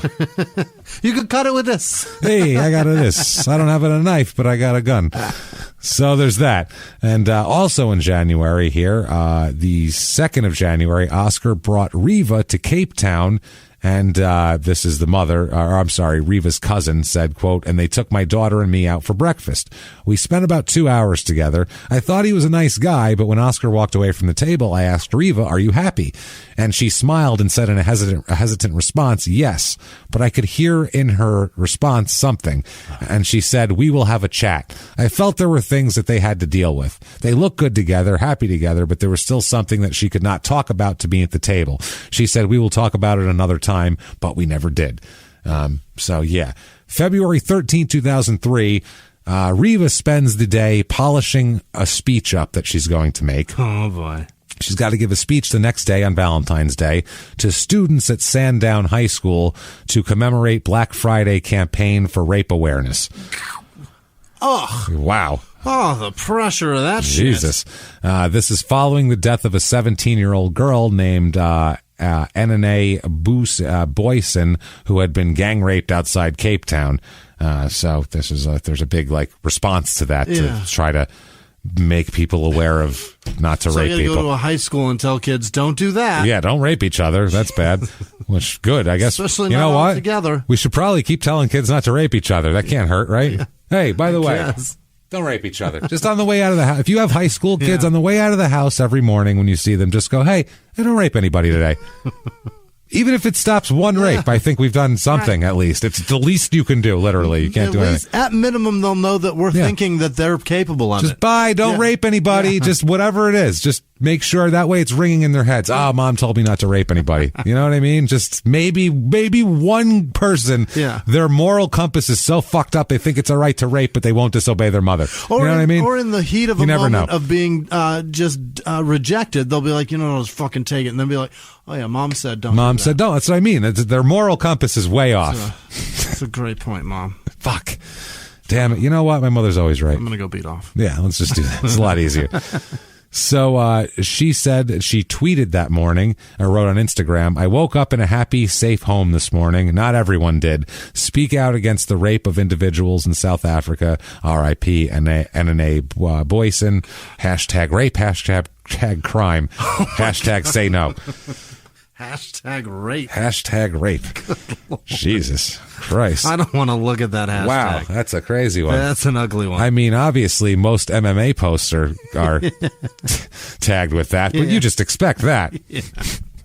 Sorry, MMA fans. Terrible. Now, February 14th, 2013. That was the 13th, now the 14th, early morning. This is the morning of Valentine's Day. Yeah. And apparently, there was what sounded like an argument to neighbors around Pistorius' apartment here. He's got like a nice apartment he lives in, like kind of a condo, big, very spacious, nice, well-appointed, ritzy kind of a place. Don't go thinking it's like a walk-up in Brownsville. Yeah, no. This is gorgeous. And it's a compound, too. I mean, and we'll talk about it. But lots of trees. Between 2 and 3 a.m., apparently neighbors heard people screaming and an argument taking place in their apartment, okay?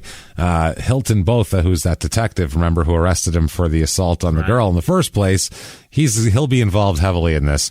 He said that, quote, witnesses say they heard a lady scream, and then they heard bullet shots fired, and then they heard a scream again, and then another few shots fired. Bullet shots. Yeah. That's the police. That's a police detective. Oh, South Africa. Bullet shots. Yeah. So the time they heard the shots were between 3:12 and 3:14 in the morning. And this is at the Silverwoods Estate, the same place with the party. And first of all, we have to tell you about it. It's a heavily, heavily guarded residential compound. It's a fucking fortress in there.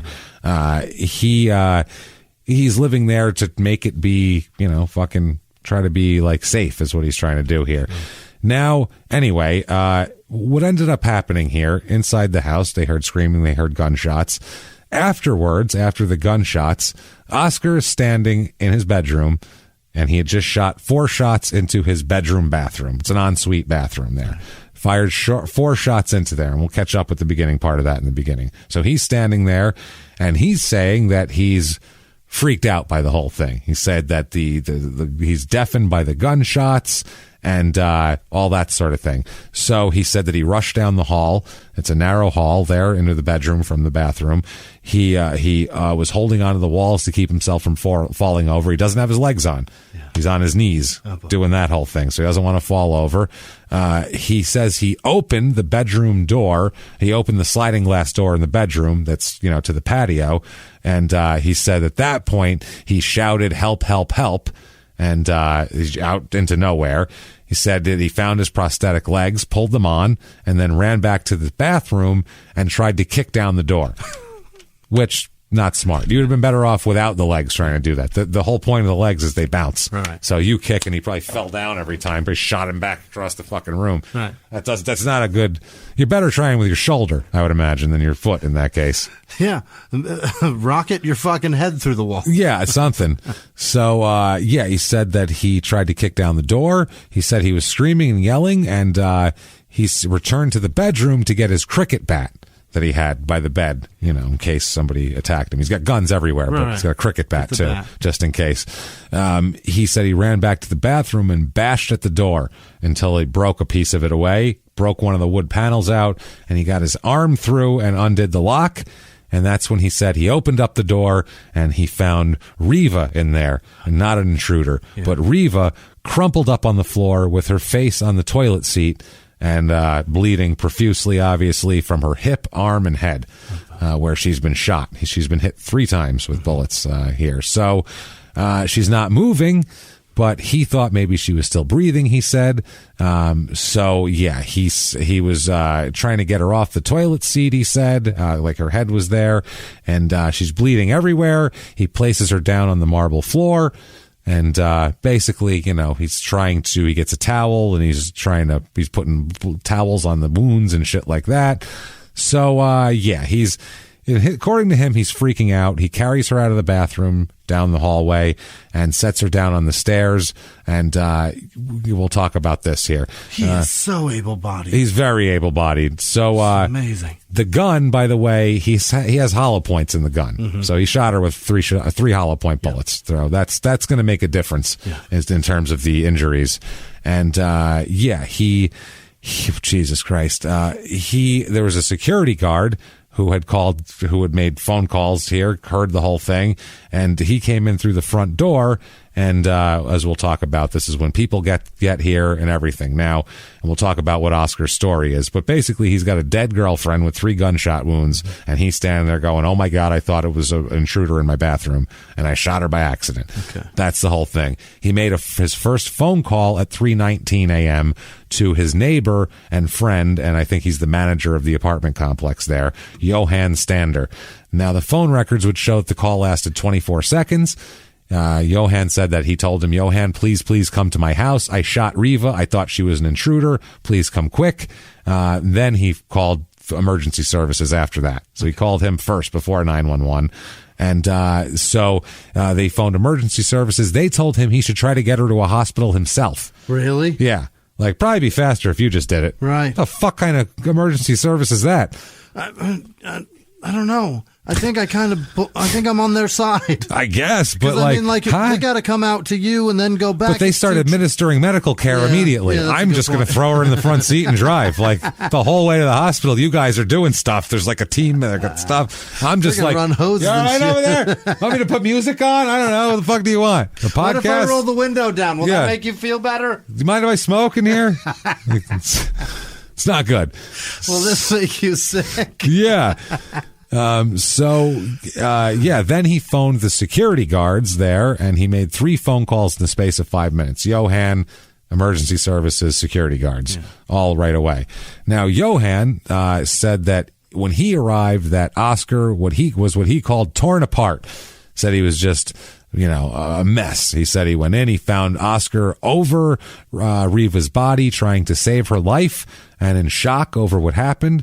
Johan says, "I received a call from Mr. Pistorius, and he said, 'Johan, please come to my house. Please come quick. I thought she was an intruder.'"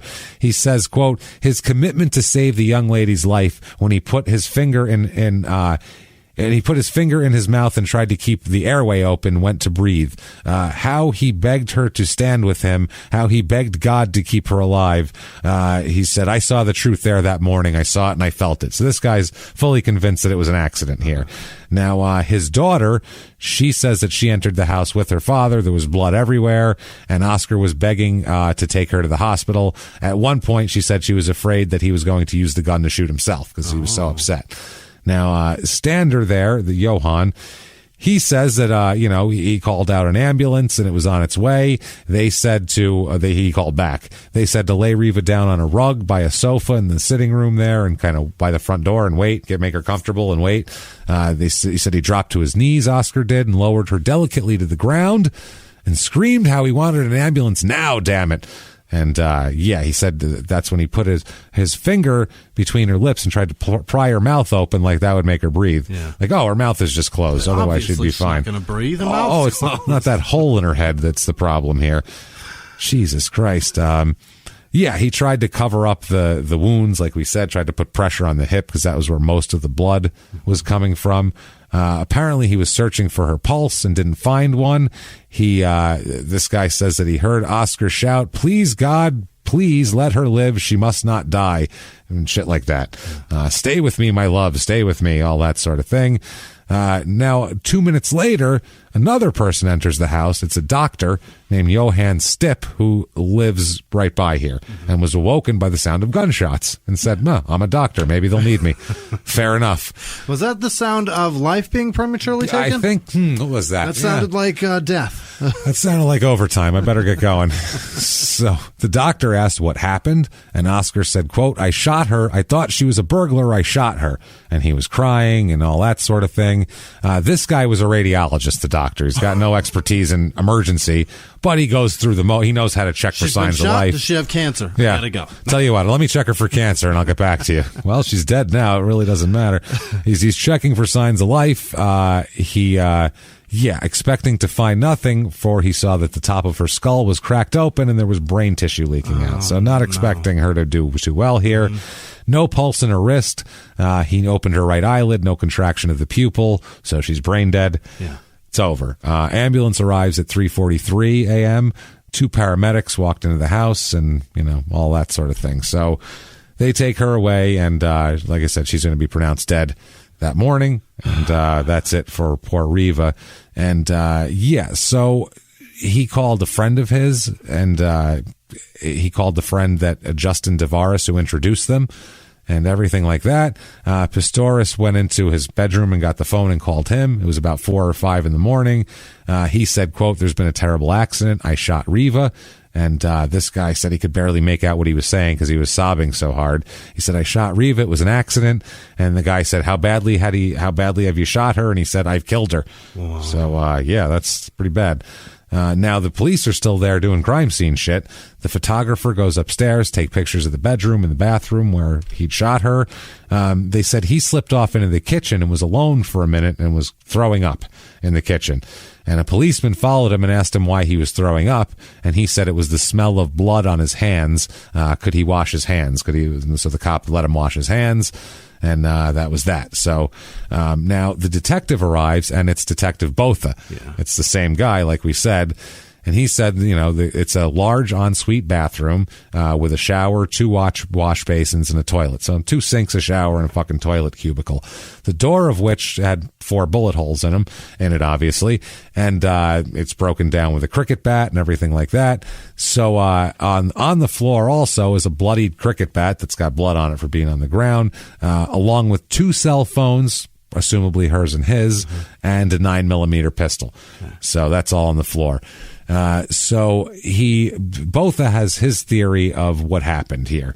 His theory is that Riva was probably cowering in the toilet. The cubicle is 4.5 by 3.5 feet where the toilet is. Okay. That's just where the toilet is, and the rest of it's there. With her arms crossed, which would account for why 1 bullet had gone through her finger before entering her arm. She had her arms crossed. It would have went in like that. So another bullet struck above her right ear, and another one hit her in the hip. And Botha says it does not matter where she was in the toilet, she wouldn't have had a chance. He said there's no way anything else could have happened. It was just them in the house, and according to the security registers, she had been staying there for 2 or 3 days, so he had to be used to her there by that time. True. There was no forced entry. The only place could have been an entrance was the open bathroom window, which we did everything we could to see if anyone went through it, and it's impossible to get through. Yeah. It's too small and it's in an awkward place. So I thought it was an open and closed case. He shot her. That's it. I was convinced it was murder, and I told my colonel, you already read him his rights. Now you have to arrest him. It's fucking murder, basically. He hit her 75% of the shots fired. Yep. Without being able to see her. Didn't even know. And through the door. And he explains what he heard and how he adjusted his aim to stop that. He moved the gun. He said he heard the magazine rack, so he said, "Oh, I know where that is," and adjusted his aim toward the magazine rack because he heard somebody bump into the magazine rack after the first shot. So he probably hit her. She fell to the side into the magazine rack next to the toilet, and then he knew where that was, and then he knew right where to fucking shoot. Wow. It's fucking weird. Yeah. He's a good shot. He is. He's a good shot, and he knows it. So this Botha guy went into the garage. Oscar's out there with the bloody shirt and shorts. He's wearing his legs, sitting on his gym bench, surrounded by weights and shit like that. The Botha said, quote, his head was in his hands. He was crying. There was blood on him, but his hands were clean. We said, did you wash your hands? And he said, yes, because they were full of blood. Duh. So Botha said, quote, do you remember me? because he's the guy who arrested him for fucking the incident at the party a few years earlier. And Oscar said yes. And he asked Oscar what happened, and Oscar said, I thought it was a burglar. And that's his fucking story, man. His story is, I thought it was a burglar. That's that. Then his family starts coming over. Oscar's family. His lawyer comes over. Kenny Aldwadge arrives. His older brother, Carl, gets there. We'll talk about Carl because he's got his own problems. Then his uncle Arnold, who's an interesting character, and then his younger sister Amy. They all get there, and, you know, he's crying, and they're trying to, you know, whatever. Now, Amy was his closest friend, he said. She was 24 years old at the time. Carl really was more, from what we've described in a book here, emotionally awkward and the rough and tumble kind of, he was like his older brother who looked out for him in the schoolyard and shit like that here. So they're all sitting with him.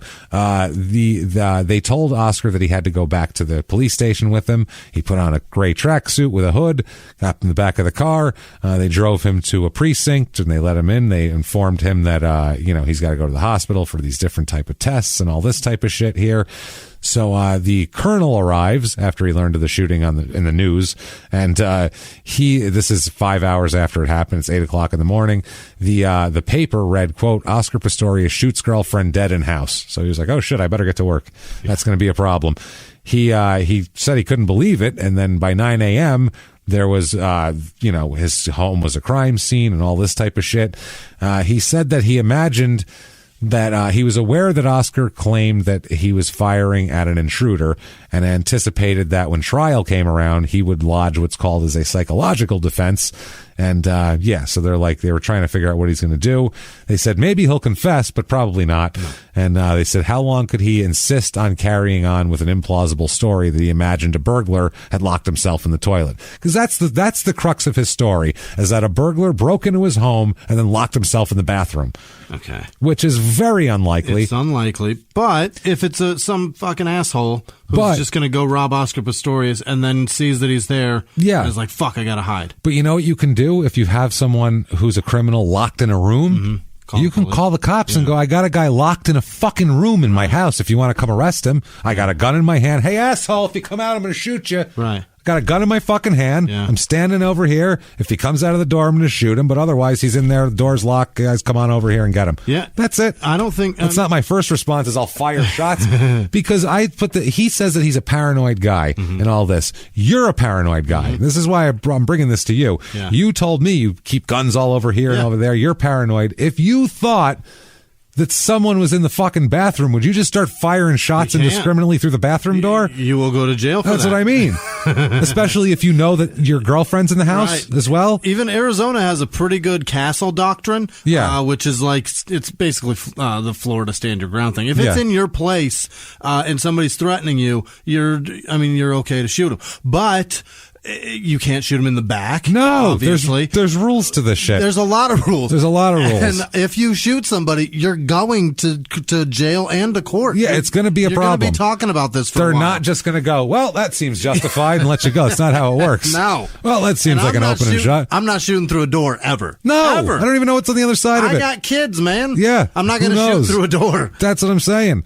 So it's fucking crazy here. He said this guy wanted to observe Oscar as close as he could, this colonel, and they were taken him to the hospital to give the psychologist an opportunity to observe him over the course of several hours. Yeah. And basically, the guy here was looking for a way to break the ice, the colonel. He mentioned that they both went to the same high school in Pretoria.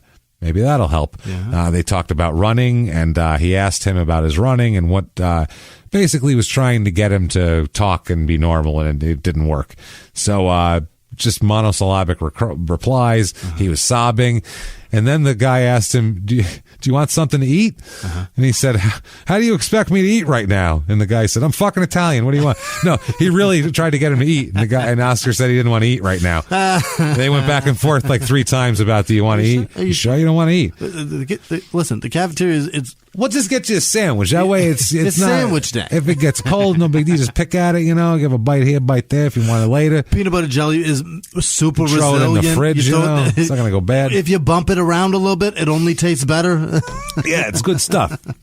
So Basically, yeah, he said this, they escorted him with police officers here. They warned him that they couldn't have any physical contact with him. They brought him some fresh clothing because it's all forensic-wise. The police were opposing bail, obviously, and they didn't want him to get out of there. So, but they were wondering what to do and what to charge him or how the fuck to do this. He's basically sitting in a cell, not knowing if they're buying it or not. Yeah. Just fucking sitting there, waiting to hear his fate, and the whole time he's sobbing and screaming and crying and doing all this shit. They don't know if this is just a really elaborate act or what the fuck the deal is. That's so much more stressful than the Olympics. It is. Well, it is way more stressful than Usain Bolt. So I mean, they sent the psychologist in there, they sent the colonel in there to talk with him. People are trying to talk to him, and finally he gets on the knock on the door, and he's like, who the fuck is this now? The god, is this the admiral or whatever, the captain? Who's here? The chief? But it's not the chief. It's my grandma. And she says,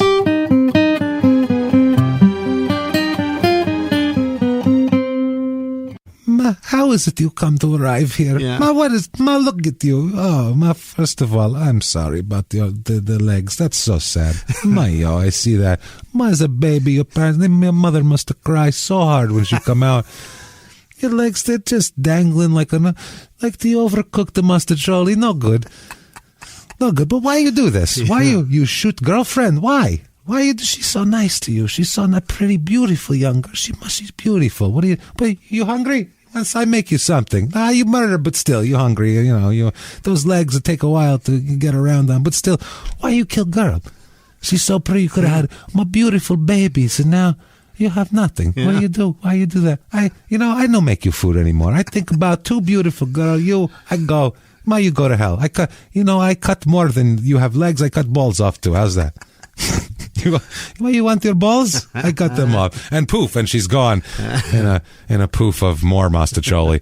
They would have had babies so extremely beautiful, confused. You wouldn't have even noticed they were legless. They would not even notice. They're a little short, but you know what? They're good looking. They're hot. So yeah. So here's the affidavit. Here is his story. This is what he fills out in his bail application. This is his story.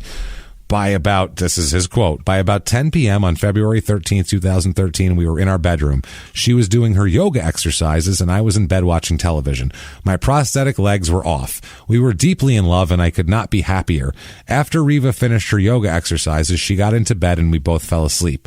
I'm acutely aware of violent crime being committed by intruders entering the home with a view to commit crime, including violent crime. I've received death threats before. I've also been a victim of violence and burglaries before. For that reason, I kept my firearm, a 9mm Parabellum, underneath my bed. Early that morning, he said that he got up, and he got up to close his sliding glass doors because he left his balcony doors open because he's so paranoid about crime that he leaves his bedroom balcony doors wide open when he sleeps. That's crazy. That's very paranoid, obviously. He said that's when he heard a noise in the bathroom, is when he closed the sliding glass doors. He said, quote, I felt a sense of terror rushing over me. There are no burglar bars across the bathroom window, and I knew that the contractors who worked at my house had left ladders outside. So he's thinking, they climbed up. Although I didn't have my prosthetic legs on, I have mobility on my stumps. I believed... that sounded water. That's rough. He said, I believed that someone had entered my house. I was too scared to switch a light on. I grabbed my 9mm pistol from under my bed. I was too scared to switch a light on. Yeah. No, that's what you do when you're scared. Right. You switch a light on. Too scared. That's the most ridiculous. That's like saying I'm too hungry to eat.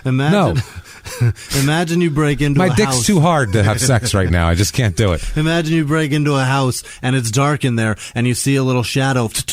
If only there was a light to turn on to see what the fuck that was. I'd be afraid of the homeowner if they're that little and running around in the dark. The fuck was that? What was that? Oh, the nice detail that he left out about when they went to bed? No fucking went on. Nope, yoga and then done. That gives me insight that there was not a happy fall jealous. No, because they've only been together for 2 months. Yeah. They should be fucking constantly now. This is constant fucking time here.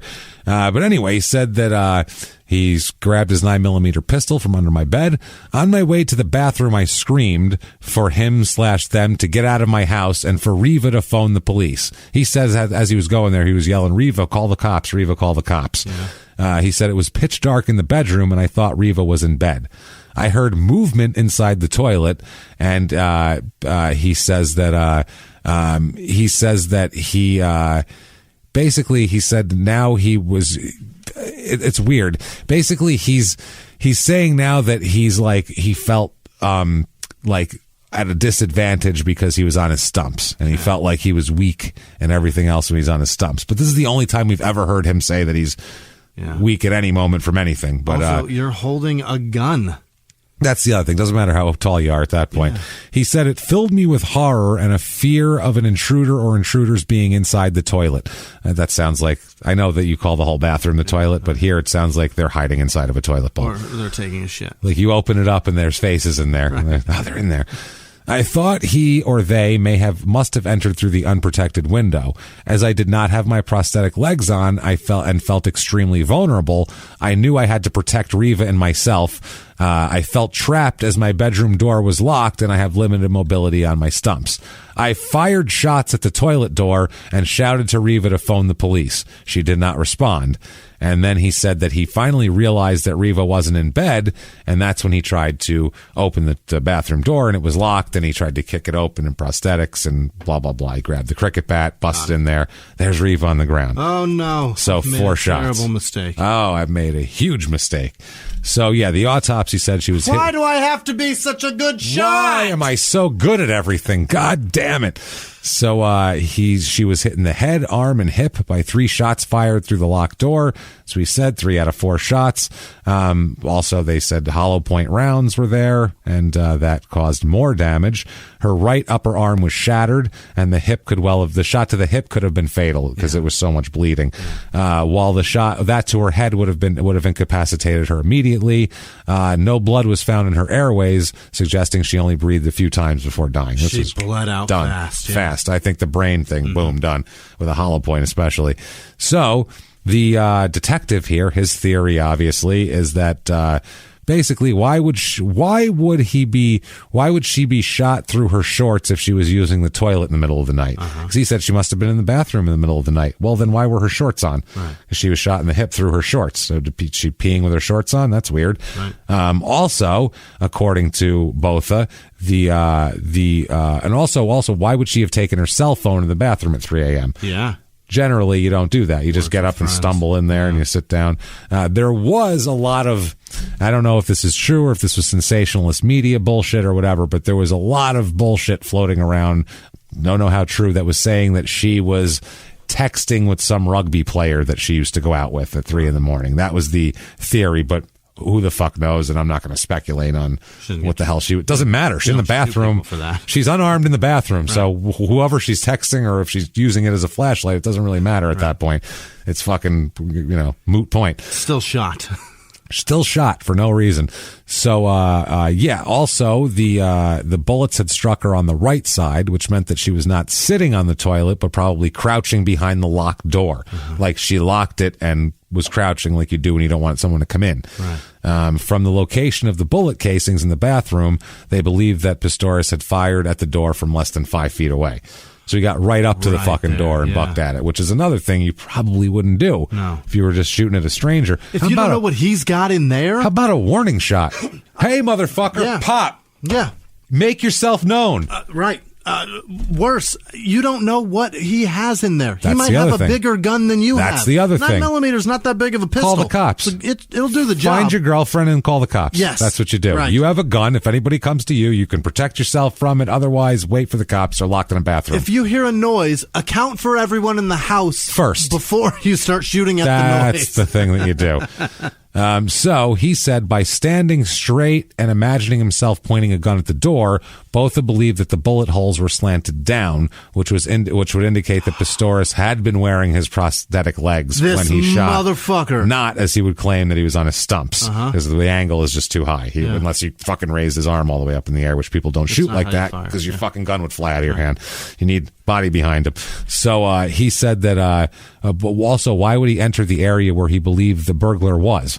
Why would you go toward the burglar? That's the other thing. And start firing instead of grabbing his girlfriend and running for cover. Run outside, go to the security thing, say, call the cops right now. You're fine. Scared people don't go towards the noise. No, they don't. People in horror movies go toward the noise, and you go, don't fucking do that! Because in real life, people don't do that. Why would you do it? Why? You're going, of course it's a monster. Jesus, he's eating half your friends, now he's eating the rest, you dummy. hear the chainsaw. What the fuck? Who walks towards a chainsaw? That's not a dog growling, obviously. So he says it can't be. This is the detective thinking about Oscar's burglary story. It can't be. It's impossible.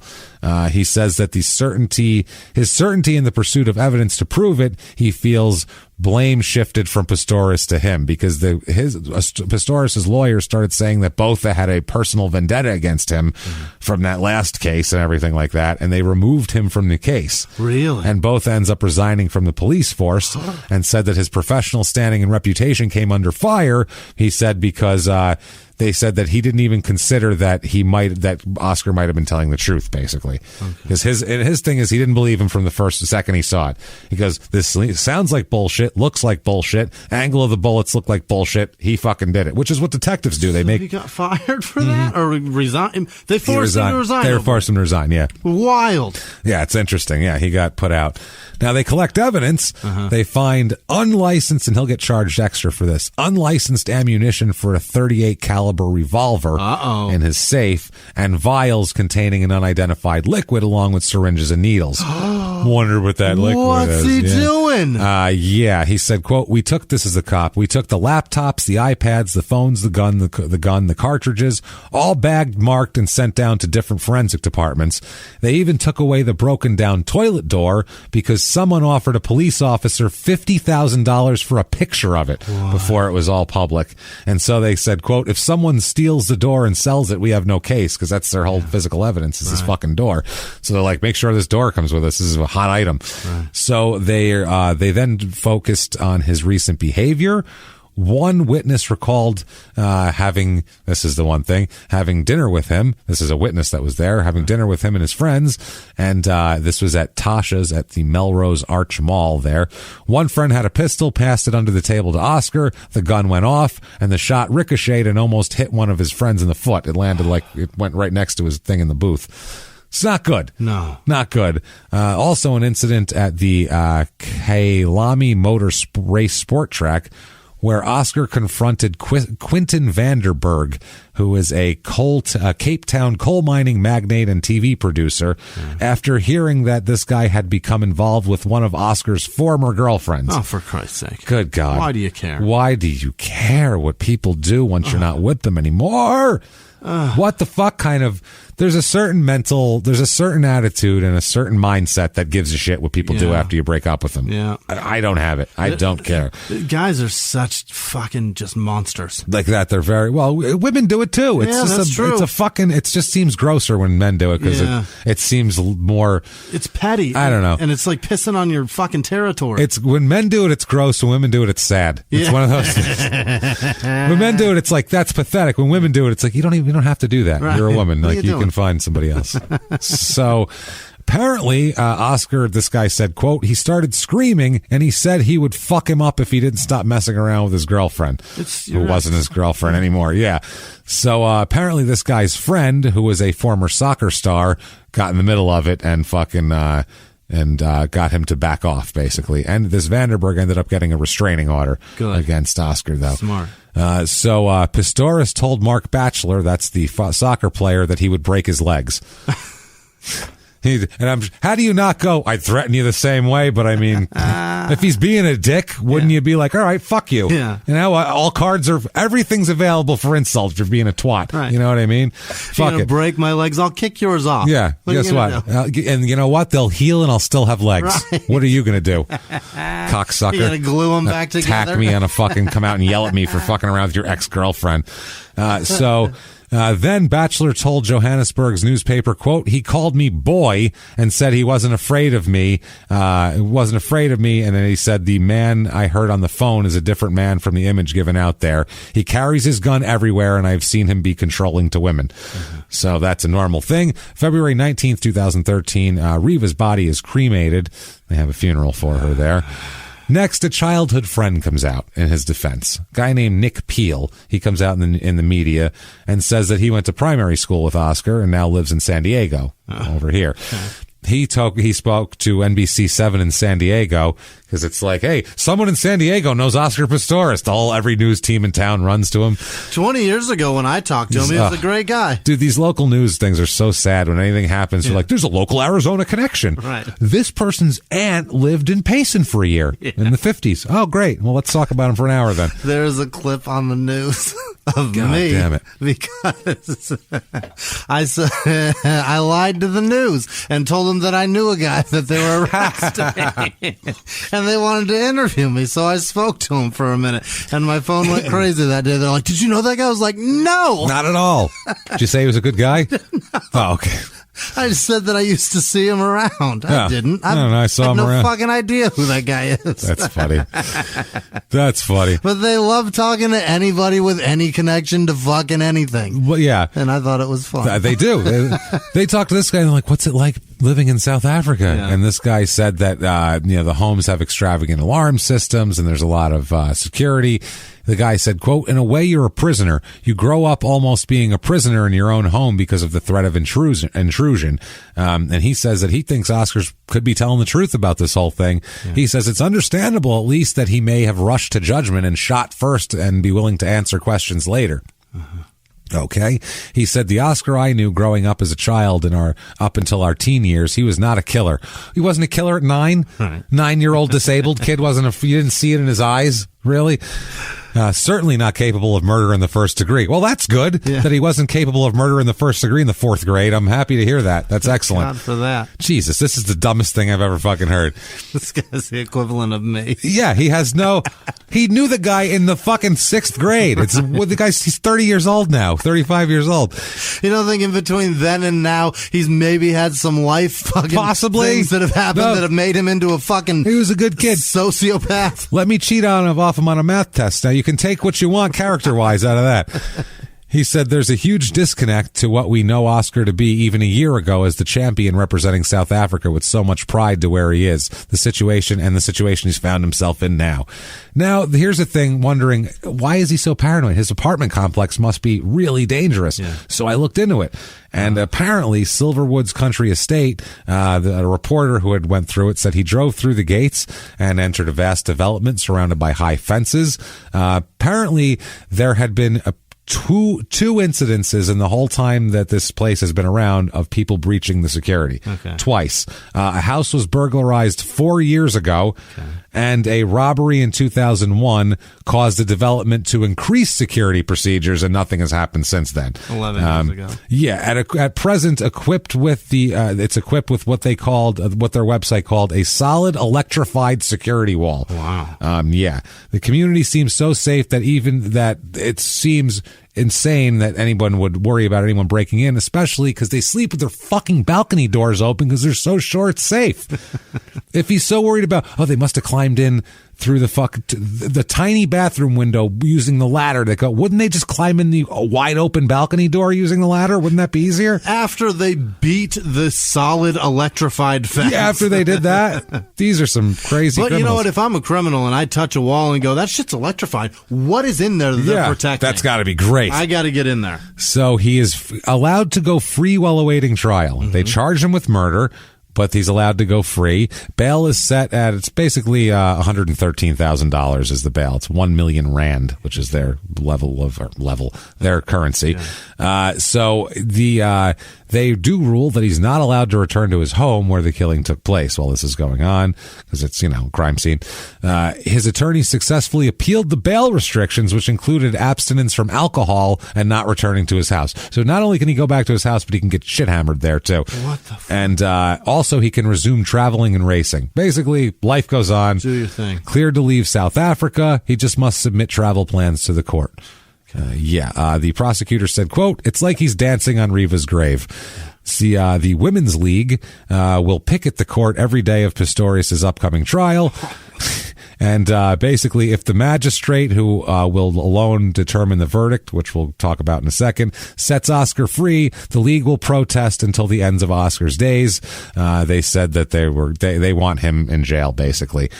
In South Africa, there is no jury trials. How does this work? You have a trial before a judge. Just a judge. And the judge has two assessors that are like, I don't know if they're their assistants. They can help him talk about it with him or whatever.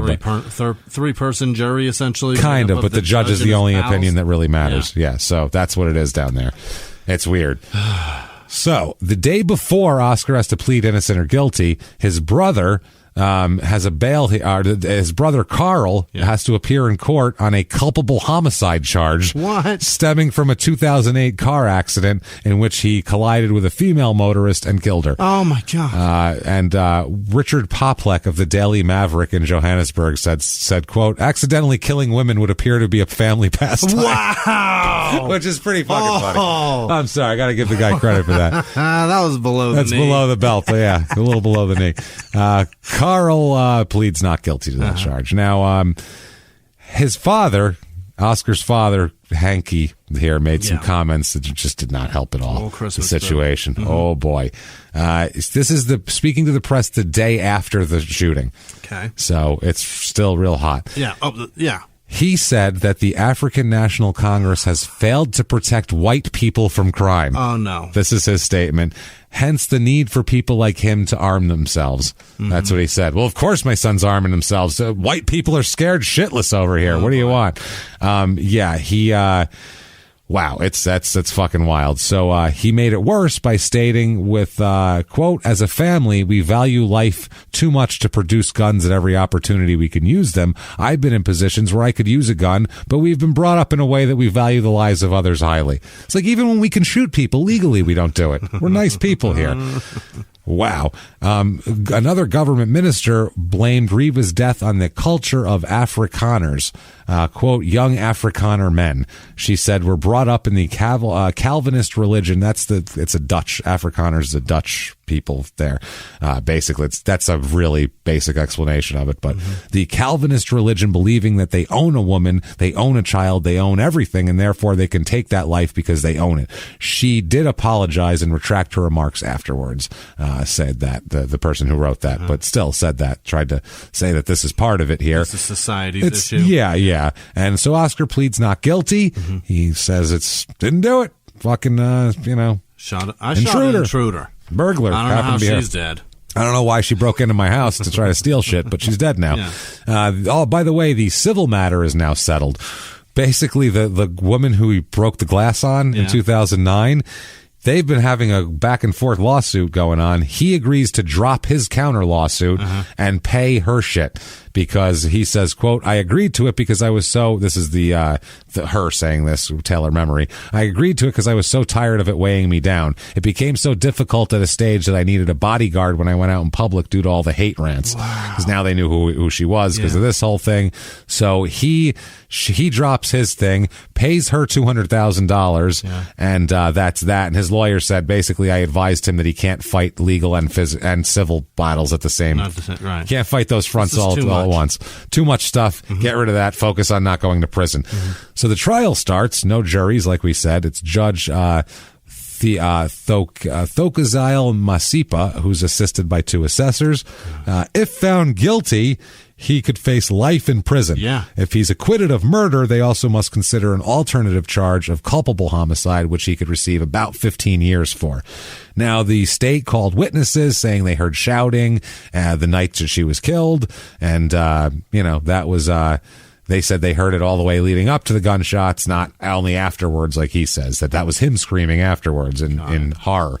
obviously. They bring a psychiatrist in here.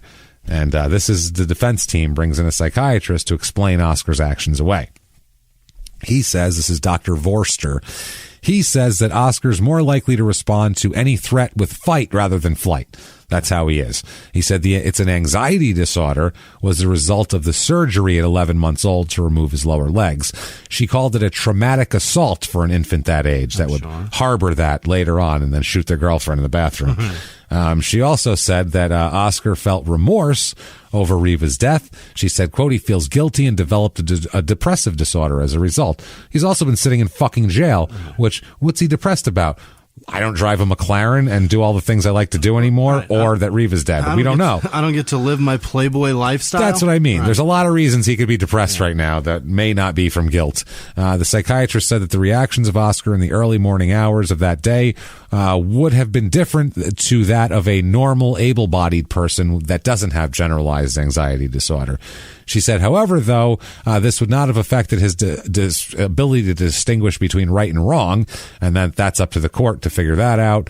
But she does think that the anxiety disorder diminished his responsibility. She said, I think the generalized anxiety is relevant to the case, but the court will have to decide.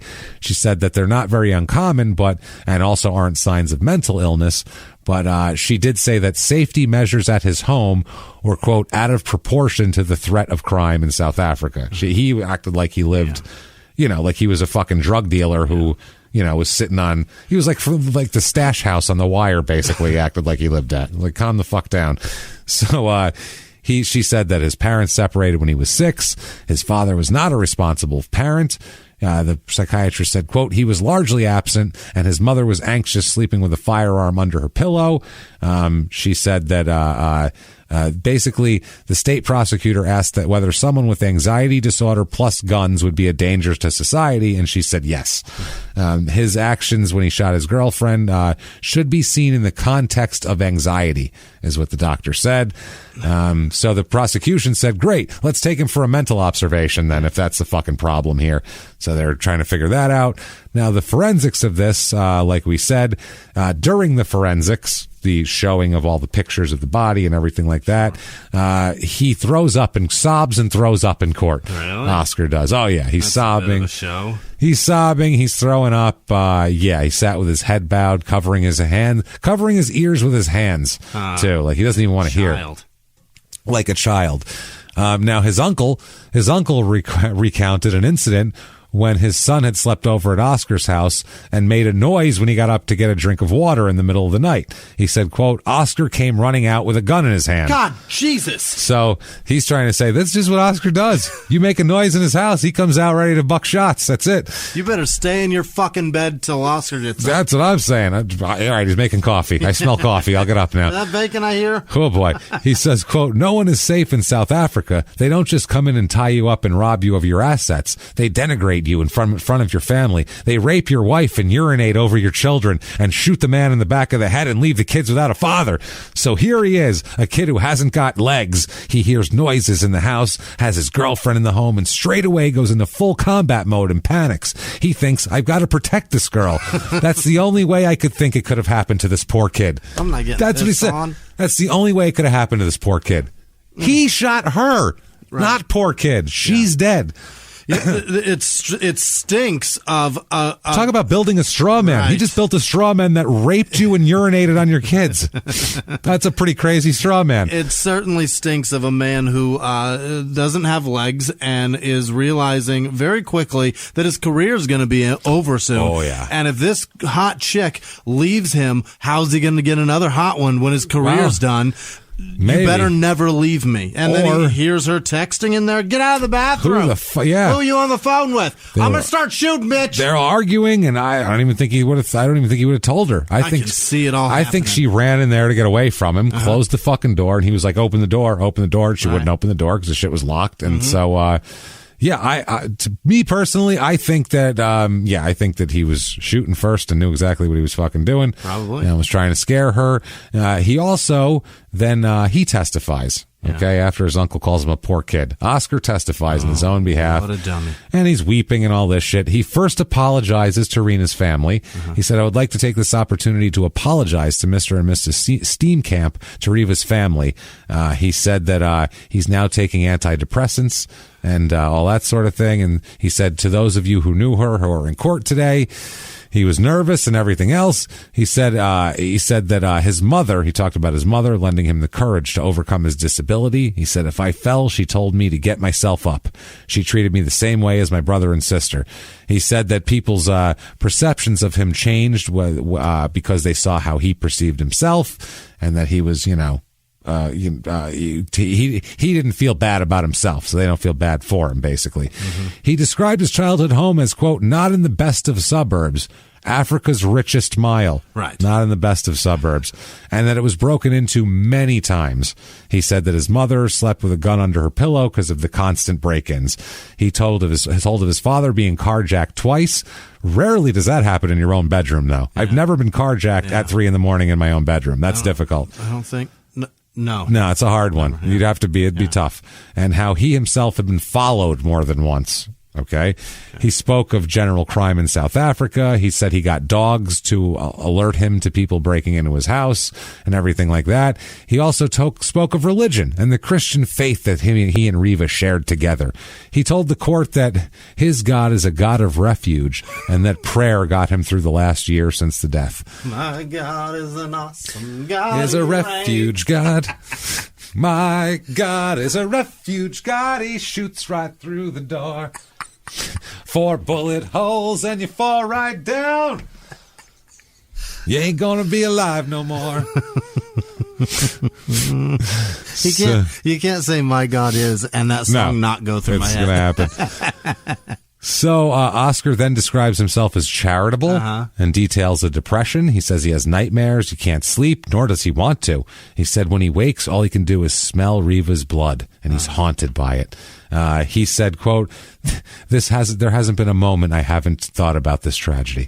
So I'm sure he regrets it. I believe that. Yeah, he said he was just trying to protect Riva, and that's all it was. Then the cross-examination came, and they went, listen, fucking limp legs, let's have a minute of a talk here, asshole. He said that he asserted that the star athlete here had a string of unlikely excuses for why he wasn't to blame for the 3 gun charges he faced on top of the fucking murder of everything else.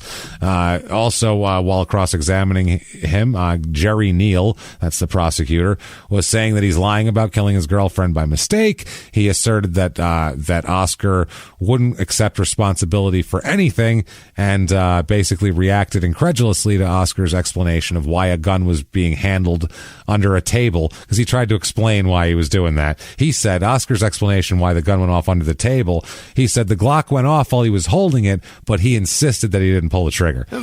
He said he didn't pull the trigger. So then a police expert did a test on it, and earlier in the trial said the Glock couldn't be fired without the trigger being pulled. That's how they work generally. He said he grabbed it, never touched the trigger, and it just went off. Generally not, no. Wow. That's dangerous. Yeah. It's a dangerous piece of equipment you got there, sir. Only Glock on earth that operates by itself. It's pretty amazing. It's an auto Glock. That's what. If you don't rack it and have one in the chamber, guess what? Never's going to go off. There's no bullet accident. there, right? So it'd be hard to go off. It's never going to happen. He says the prosecutor said, "We have you in possession of the gun. A shot went off, but you didn't discharge the gun. I'm putting it to you. You fired that gun. There's no other way. You are lying." He says to him, which is great. And Oscar said, "Quote, I respect Mr. Nell's comments, but I didn't pull the trigger on that firearm." Like, wow, you are. And also it's said that he took acting classes before he did this too. The lawyers took in acting teachers. I don't know how true it is, but there was a bunch of media pieces about how they were bringing acting teachers to the jail that's too much, to teach him how to act while he was out on bail and shit too. So, just in case I get out of here and I got to further my career. Yeah. So he said that he fired 4 times through the door after hearing a wood sound that he mistook for the door about to open. That's what he said. He said he was thinking a true intruder was about to come out and attack him. He said that in retrospect, the noise he heard was probably the magazine holder being moved by his girlfriend, not the door being open. So Nell said, this is the prosecutor, that Pistorius killed Riva intentionally after a fight, and he's full of shit. He also said that Pistorius heard him and basically fell against the magazine rack, and that's what Oscar adjusted to used to adjust his aim. Wow. Was the sound of where the magazine rack is, because he knows where that would be. He said to Oscar, Nell said, quote, "I'm saying you heard the magazine rack and discharged and changed your aim." And he said, quote, "I wouldn't have heard anyone fall inside of the toilet while I was shooting," is his description. Says Oscar's response to that. He broke down crying during the whole deal and said that, it's just so ridiculous. He said, "I did not fire at Riva," as he's crying again. He said, "I didn't have time to think about what I wanted to do," because they said, "Why didn't you just do any other of a million other things?" "I didn't have time to think about what I wanted to do," is what he said. And Nell said, quote, "You never gave them a chance in your version," basically saying, you didn't know whether it was an unarmed burglar. There could have been who the fuck knows, could have been anything could have happened. You have to figure it out. He said to Pistorius, "You're tailoring your version as you're sitting here." And he accused him of being a stickler for detail on some matters, and then other times he's very vague and doesn't remember things. You remember things sometimes here. Pistorius also said 2 witnesses, a former girlfriend and a friend, were both lying about an incident in 2012 when he's alleged to have fired his gun out of the sunroof of a moving car. They're both lying. I'm telling the truth. He said that he wasn't guilty of the illegal possession of the .38 caliber ammunition found in his safe either, because that's his father's. So it's not mine. I'm not guilty. Okay. But his father, Nell said his father has refused to make a statement to the police that it's his ammunition. Of course. So there's that. He said, "You just don't want to accept a responsibility for anything." And he said, the Oscars just sat there and took it. So, next, he said to him, quote, "Your life is just about you." And he's claimed that Oscar wasn't humble enough to apologize in private to the family and away from the media glare of the murder trial, which is being broadcast live around the world. He said, now you choose to apologize. You could have wrote them a letter anytime in the last year and apologized. Yeah. Oscar said, "That's not true." He said his lawyers have been in touch with representatives of Riva's family and that he believed the family was not ready to meet him. And he said, "I completely understood where they were coming from," and all that sort of shit here.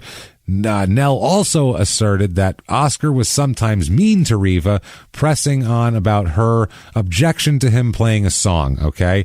Apparently she didn't like Kendrick Lamar's... She didn't like Kendrick Lamar, all right? Wasn't a fan. All right. And he referred to the song in a text message to Riva that acknowledged her objections to the song, and that is included in the trial. This is silly. The prosecutor asked whether Kendrick Lamar's got to be pissed about whether this. The name of the song was, quote, "Bitch, Don't Kill My Vibe." But Oscar said he couldn't remember the name of the specific song. And Nell responded that Riva would have been right to take offense, but we can't ask her. So they tried to make it out like that was the way. Another phone message from Riva to Oscar was shown in court, includes the line, quote, "You make me happy 90% of the time, and I think we're amazing together, but I am not some other bitch you may know trying to kill your vibe." So that's the whole thing. Nell said that he checked all of Rena's text messages on her phone, and the phrase "I love you" appeared only twice in those missives. On both occasions, they were written by Rena to her mother, or Riva to her mother. So never to you and you never to her, he said. Well, they hadn't been together that long, so that's fine. 2 months. And he says, "I never got the opportunity to tell her that I loved her." That was Oscar's response. So the judge here, he says that, quote, or she says, "Although he may have been anxious, it's inconceivable that a rational person could have believed he was entitled to fire at this person with a heavy caliber firearm without taking even the most elementary precaution of firing a warning shot, which the accused said he elected not to fire as he thought the ricochet might harm him." What about me? Yeah, right? The accused must have foreseen and therefore did foresee that whoever was behind the toilet door might die, but reconciled himself to that event occurring and gambled with that person's life. And he is found guilty of culpable homicide. Really? Which is manslaughter, right. Basically, the equivalent. The prosecutor said they are going to appeal the conviction. It should be murder and not that. So the sentencing comes around October 2014. You, sir, may fuck off. They give him 5 years. What? 5 fucking years for killing this poor woman. So that's October 2014. By June 2015, he's recommended for parole. Already recommended for parole. A year. Under South African law, he's eligible for release under correctional supervision, having served a sixth of his sentence. What? A sixth. Wow. So it's laughable. He is released to house arrest for like a minute in July 2015 before they change their mind. Yeah. Take him back. Now, October 2015, her mom, Reva's mom, June, makes the speech that Reva was supposed to give to that high school. She makes that speech for her, which is nice in Port Elizabeth. Jesus. She does the same. She does this speech for her. She goes and gives a rape speech. For her from a murdered daughter. Yeah, this is a rape speech for my murder. Up. How sad can you get? Hi, this is a rape speech for my murdered daughter. Okay, that's. She did say, though, quote, "I've got no feelings of revenge." This is the mother about Oscar. "I don't want to hurt him. He's already a disabled person. I did not want him to be thrown into jail and suffering because I don't wish that on anyone, and it's not going to bring Reva back. But in my heart, I don't want revenge toward him. I am past that." Wow, she didn't even want him to go to jail. That's crazy. She's very sweet. She's a sweet lady, man. She practices what she's preaching there. Yeah. December 2015, he's back in court, and due to the prosecutor's appeal, the judge, because basically the trial's already happened, so the record's all there. You can read the whole record, and then the judge basically decides whether this was okay. So the judge says, you know what? That was a bad decision. Matter of fact, now guilty of murder. We changed our fucking minds. Now you're a murderer. Enjoy, not a manslaughter. Can you imagine? Huh? Thank God. Thank God they don't do that here. That's wild. That seems crazy. That's wild. That seems a bit much. But in this case, it's right. Yeah, it's like, we love that it's happening to him, but it could happen to anybody. This is a bit much. July 6th, 2016 is sentencing. Prosecutors asking for 15 years now instead of 5. But before announcing the sentence, the judge said that she said that, quote, "I am of the view that long-term in prison will not serve justice in this matter. The accused has already served 12 months in prison, already served 12 months imprisonment. He is a first offender, and he will likely not reoffend." What are you talking about? Who cares if he's likely to reoffend? He killed a fucking young woman. This is crazy. She cited substantial mitigating factors in the case of the double amputee, saying that long-term jail just would not serve justice. You, sir, may readjust 6 years in prison now. Okay. Gave him an extra year. Yeah. Wow.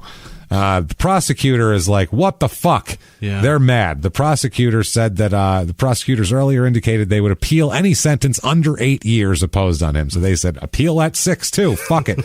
Let's do it. Let's see what the fuck we can get this guy. Because, I mean, Jesus Christ, man. If you're them, you're like, we make the case, we find him guilty, gets fucking 5 years. What are we supposed to do here? This is incredible. You got to feel fucking bad for those guys. They're doing their job. I mean, I feel bad for them, but not nearly as bad as I feel for Oscar Pistorius. Operations at CIS, like crime and sports, that's awesome. CIS Oil and Gas Nigeria Limited in the greater Denver area. Poor bastard. That is him. Oh, by the way, Oscar Pistorius, management at mining ore consultants in South Africa. There is two of them. In South Africa, too. By the way, after he's convicted, the BBC Sports Personality of the Year Helen Rollison Award is revoked. Oh, they took it away. And the university took back their doctorate. Which is fucking hilarious. All of his sponsors dropped him. Yeah. They waited like a week to drop him, by the way. Get out. Nike, all those sponsors waited to see how it played out, to see if they would say it was an accident or, whatever before they dropped him. No, that's how bad. So much they loved him. Yeah. Is they waited a fucking week after he was standing over his dead girlfriend with 3 bullet holes in her, and he's got a gun in his hand. 2017 in November, the Supreme Court Justice William Cerriti agreed that the sentence of 6 years imprisonment is, quote, shockingly lenient to a point where it has the effect of trivializing the seriousness of the offense. Better known as fucking ridiculous in terms of murder. Silly. He also said that Pistorius displays a lack of remorse and does not appreciate the gravity of his actions. You, sir, may fuck off a little bit more. 15 years. Thank How's God. that? 15 years minus time served. Yeah. That's the usual minimum sentence for murder is 15 years. It was 1/6 of it. Well, no, he has 13 years, 5 months remaining, taking into account his time already in prison and under house arrest. The steam camps, Riva's family applauded the sentence. They said, quote, "This is an emotional thing for us. They just feel like their trust in the justice system has been confirmed this morning." It just took years. Yeah. Under the terms of the new sentence, which is backdated to replace the July 2016 sentence, he won't be eligible for parole until 2023. So he's got 3 more years. And the previous sentence allowed him to be eligible in 2019. He must serve at least half his sentence to be eligible on a murder charge.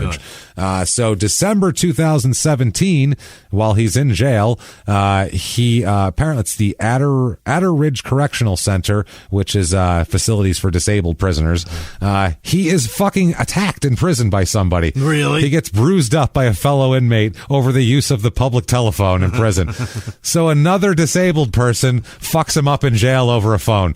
Because he doesn't have a gun. He doesn't have a gun. Yeah, he wasn't seriously injured, but just was all bruised up and battered a little bit. And, I hope they Joe Pesci'd him and just beat him with the phone. You fucking mutt. I love that in Casino. He starts whacking the guy with the fucking phone receiver. I think it was Don Rickles. No. It was his big mook guy that went over and was rude to Rickles with a phone? No, Don Rickles ran the the casino floor. Yeah, but this was Didn't he beat up Don Rickles with a phone? No, he fucked with Don Rickles, but he in the booth when he was talking to De Niro, going, "Come on, let him back in, nothing will happen again, blah blah blah." And the guy and then standing he beat up there, the big guy. he turns around and he goes, "Come here for a second." He fucking whacks him in the forehead with the phone. You dumb motherfucker, taking your fucking shit kicking dumb motherfucker. You put your fucking feet You put on your filthy fucking feet on his goddamn table, you filthy cowboy shit kicking fucking assholes. I love that so much. Anyway, I'm pretty sure he hit Don Rickles. I think he hit with Don a phone Rickles too, for a while. And threw the whole phone at him. Yeah, that's When right. Don he had the was whole his phone back. on him. I feel like that was an outtake too, because Don Rickles rolled over and was like he had his hands up and his face was like in a smile almost. I was like, when I saw it, I was like, what, should they have cut that? What happened there? Why is Don smiling? Hey. So anyway, that's where he is. He stays in prison until at least 2023. Yeah. Can't get enough of Oscar. Yeah. I don't know. Have your legs removed from the knees down and try to run on those things. Or you can, there's tons of stuff. He had so much merch out there, and there's t-shirts and inspirational horse shit with him and autographs everywhere, and you can't get away from Oscar Pistorius crap. Goofy memes too about shooting your girlfriend. I'm sure. Yeah, shooting your girlfriend and shooting for the stars. Yeah. Shooting for the stars and then shooting for your girlfriend. One of the two. Shit like that. Aim high. Aim high. She could be standing. Things like that. Shit like that. You know how it goes. Fuck you, man. You never know. But that is Oscar Pistorius. Yeesh, what a garbage human being, right? Man. What a dick. It stinks to me, though, of just a horribly, what's the word I'm looking for? Just feeling like less of a man. You know what I mean? Yeah, insecurity. Just a horribly insecure man. Horribly insecure That's man. what it feels like. Mixed with, after the last few years, this giant ego that's developed. Insecure entitlement is insane. If you get that combination of personality features, especially in a guy where you get ego and insecurity, that's boy, ugly. That is fucking ugly. And it's ironic. They shouldn't That's even the go worst. together. You know what I mean? You would think so. But they can. They go together, like a hand and a glove sometimes. betcha. I've known a lot of people like that have no self-esteem and the biggest ego possible. Right. It's like, how the fuck it's got to be that guy. do you operate? Yeah. I feel like he's like, I'm me now. You can't Well, he's probably go against also me. He's probably also got that fraud complex too, because he knows that. I mean, scientifically, it's been proven that he's not even a fucking athlete. Yeah, he knows Yet that he's fast the legs as are shit. helping. The only reason he's fast is because he's got this carbon fiber. It's helping a lot. Yeah. If he had, I don't think he would be. And he's got to have that fraud thing. I think everybody has that anyway, unless you're like, Michael Jordan, you're not a fucking fraud, but someone James, like that. If a scientist came to us. Yeah, but if a scientist came to us and said, you're not even a comedian, scientifically, we've already established scientifically, it's only the microphone and the fucking words that's all it say. is. That's true, yeah. That's you're not a comedian. Yeah, if you said I'm a scientist. You'd be like, oh. I am a fraud. Yeah. And now this is on paper. Now shit, and you're going to give this to everybody? You're right. You're a fucking jerk, Doc. That's a problem, but He's going to think about it for a while, at least in prison for the next 3 years at least. Yeah. So if you like that story, tell us about it. Damn it. Get on Apple Podcasts, purple icon there. Give us 5 stars. It does help a lot. Head over to shutupandgivememurder.com. What happens at shutupandgivememurder.com? All kind of shit. All kind of shit. We got merch. We got stuff. We got information. Tickets to live shows as far as the eye can see starting in 2021. And we've had people ask us, like, what the venues. We don't know shit about that. You got to contact venues about dates and switches. If there's like do we get a refund for this or that? I don't know. Right. They tell us when to show up and we don't know shit. And we haven't gotten any money, so we don't know anything about it. So contact your venues if you have any problems. They're like, you act like you're like us, but you guys sold a bunch of tickets and you didn't even have to go do shows. What do you think? They pay us that money? We don't get money until 2 weeks after the show is over. We're home. We're in the net. We're fucking 5 shows later. We got paid for that one. That's how it works. Thank God. Thank fuck for that. Yeah, we don't get paid till well after we do the shows. Like, you are hilarious and adorable. That is funny. That would be amazing. We'd book 150 fucking shows a year. If that book until 2050. Can't make it. I guess we get paid. Like, that'd be great. Fucking hey, just book them out. So get your tickets to live shows and also listen to Small Town Murder because it's hot right now. We got some crazy shit going on. A couple weeks ago, a couple, I will call them a couple, but it was 2 people killed a woman and then like bathed in her blood and then had sex in it and then did shots of it. It was fucking weird as shit. We got a lot of crazy shit going on in Small Town Murder lately. So check that out. Listen to that. Listen to P.S. I Hate This Movie on Fridays to hear bad shit about romantic comedies. Do all of that stuff. Follow us on social media. That's something you can do. You can do that very easily. We are at Murder Small on Twitter, at Small Town Pod on Facebook. That's Small Town Murders. Yeah. We're at Crime and Sports on Twitter and Facebook. And at Small Town Murder on Instagram, which fucking confuses me. Right. Because that was in my head, and then I'm going to that. We want to compete. We want to compete. We'll make it real difficult. Make it hard, though, for you. So follow us all those things. And if you want to be a hero to the show, and goddamn it, a hero to yourself, you want to get some things for your money here, you can do that. Be a Patreon donor here. All Patreon people, you get at the $5 a month or above level, you're going to get access to live shows, access to our bonus material. I am a mess right now. Are you doing okay? No, I think I had a stroke about 30 seconds ago. You're going to get access to our bonus material, which is we have a ton of bonus material, not only for Crime and Sports, but for Small Town Murder as well, including lots of stuff that isn't like a murder case, like a violent felon prisoner dating game and shit like that. We do all sorts of cool stuff on Patreon. We will keep you going. You get access to all those just for the $5 a month cost. You get access to both shows, Patreon. That is patreon.com/crimeandsports. And also, wait, you get Jimmie to mispronounce your name. Yes. And if you just want to be a nice person and you don't care about any of the other stuff, you just want to have Jimmie mispronounce your name and give us money and have karma. That's very good. You can do that as well over at PayPal using our email address, crimeinsports@gmail.com. Get a hold of us over there. And honestly, man, I can't think of anything that I would rather have done right now than hear the names of the greatest fucking people on the face of the earth. Jimmie, hit me with them now. This week's executive producers are Clay Thorson, Chris McLeod, Richard Monge, that's Dick Minge. Yes. Debbie with no last name, Melissa Turner, Darlene from James. From the Nantucket Minges, yes. Right. Darlene James, Marcella Kellum, I think, Pack Skulls, I don't know what that is, if it's a business or whatever, or if it's somebody's Latin name, that's fucking cool. Chantel Kemp, Kelly Kunecki, I think, Martz, Betty LaFrance, Katie Farrell, Nathan Neidlinger, Jesse with no last name, Charlie, is that? Yep, Moxham, Jordan Bennett, Jesse with no last name, Robin Sherrill, M. Louisa Edmondson, Brooke Dover, that's Ben's sister, obviously. Clearly. Robin Sherrill, I said that. Tom Jordan, Justin with no last name, Keith Cook Jr., Aaron Isabella, Ant Fun, I think, Sean Cook, Cindy Bitter, Chris Bartolino, Braden with no last name, Taylor Cody, Lauren Cow, I think, Jason Ventry, Carolyn Clark Rivera, and Katie Doherty. Thank you guys so much for everything you do. We can't do it without you.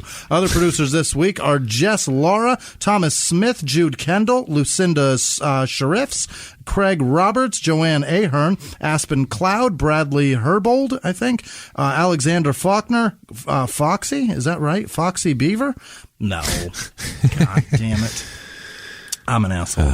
And I fell for it. Fiona Lees, Louise Rayfield, James Martyr, Tyler Smur, Craig Cole, Gil Valles, Amy Alstrom, Kirsten Christensen, Nicole Vaughn, John Mark, Lewis, Santiago Quinones, Dakota Seward, it's Albert Mueller, Julia Schuster, Jordan Vies, Andy McLean, Steve Schnell, congratulations again, Peyton Meadows, Samantha Bonzak,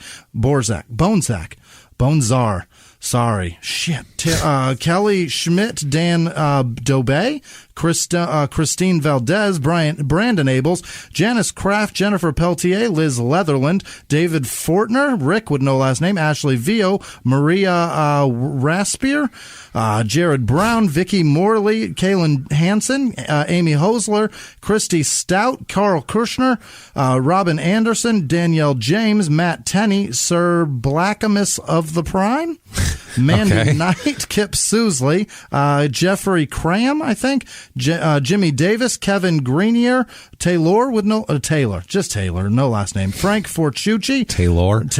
It's an E on the end. That's why. Okay, yeah, that makes sense. Brandy Taylor was a porn star, and that's how it was pronounced. Was Taylor. It? Isn't that weird? Taylor. Yeah. Okay. I'm sure her middle name was Taylor. Doesn't matter. Katarzyna Niedziolka. That's Russian, I'm sure, right? Or Czech or something. Joseph McGlynn. Eastern Bloc of some kind. Something over there. Jessica Bongermino.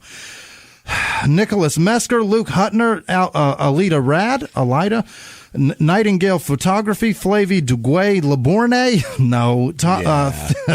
Theo Vaughn's Mullet, that's easy enough. Sarah Bratcher, Melinda Hughes, I don't know what I did, if that's a C or an L. Justin Brockman, Maria Chichiri, Paulo Gili, Matt Caruch, Dana Russ Johnson, Sarah Martinson, Larry Hutchison, Brian Bastard. Nope, that's Bustard. I'm sorry.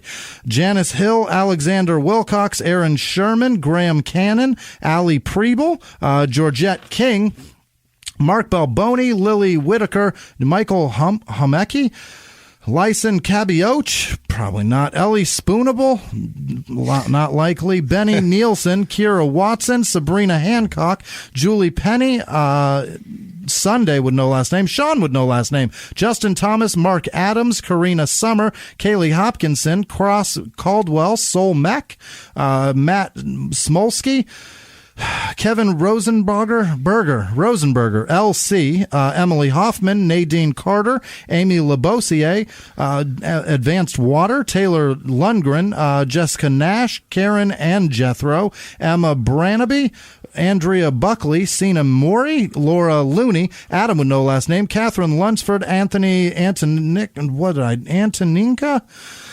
Jenny Berg, Bridget Moulton, Ashley and Kenny, Larissa, Ashley Kenny. What am I doing? Larissa Murillo, Stephen Vasquez, Michaela Lucitti, Marissa O'Keefe, Josh Compton, Chase Olson, Caitlin McKernan, Chloe McGrath, Robert Balder, Kelly Hegan Stoller, Alejandra, Snezana, I like that. Snezana? She's got lots of allergies. I think so. Alex Johnson, Rohan Bahaj, Christina, Kochi Hernandez, I think, Chris Juarez, Jeffrey Jones, Molly Apple, Aaron Graham, Julie Kelly, Paul Janae, Drew Milhorn, Mr. Sirk, Rekha Roney, Drew Danforta, Chet, I'm trying. She's a Minota Shono. John Hedgepath, Carly with no last name, Jesse with no last name, Cherish Cave, Dom Passion, I think, Jason Ebenhack, Kimberly Rice, Jared with no last name, Andrew Denton, Stephanie Brooks, Wendy Nesmith, Shane with no last name, Nathan Foster, Ingrid Liz Campbell, Chris McCleary, Amanda Cronin, Peggy Bruner, Alan, nope, that's Allison. Garrison, Jesus. Natalie Kind, Denby, Heckle? Debbie, what is that? I don't know what I did. Denise Heckle. Oh, my goodness. Jesus. Denise, that's a tough one. Anthony Getty. Jacob, no, that's John Jacob. Squeeps. Stephen James Tucker. Elena Oish Ulrich. James West, Liberty with no last name. Zachary Reeder. Tony Bevilacqua. Adam Webb, Ayla Fairchild, Raven Melissa, Adam Webb, Ariel Ortiz, Brannon Faust, Victoria D'Angelo, Michael Critch, David Schnitker. I don't know why all the difficult ones I write them fucked up too. Then, you write them and then I'm say not helping fucked up. myself. Jordan Hillman, Caitlin Couch, Jorge Torres, Caitlin Shaw.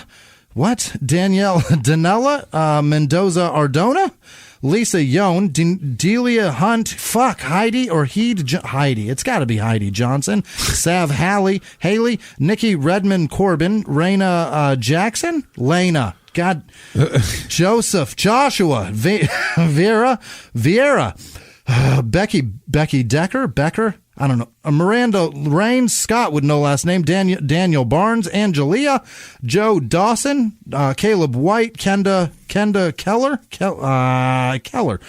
Abel Robles, Don Meredith. Ended up right where you started.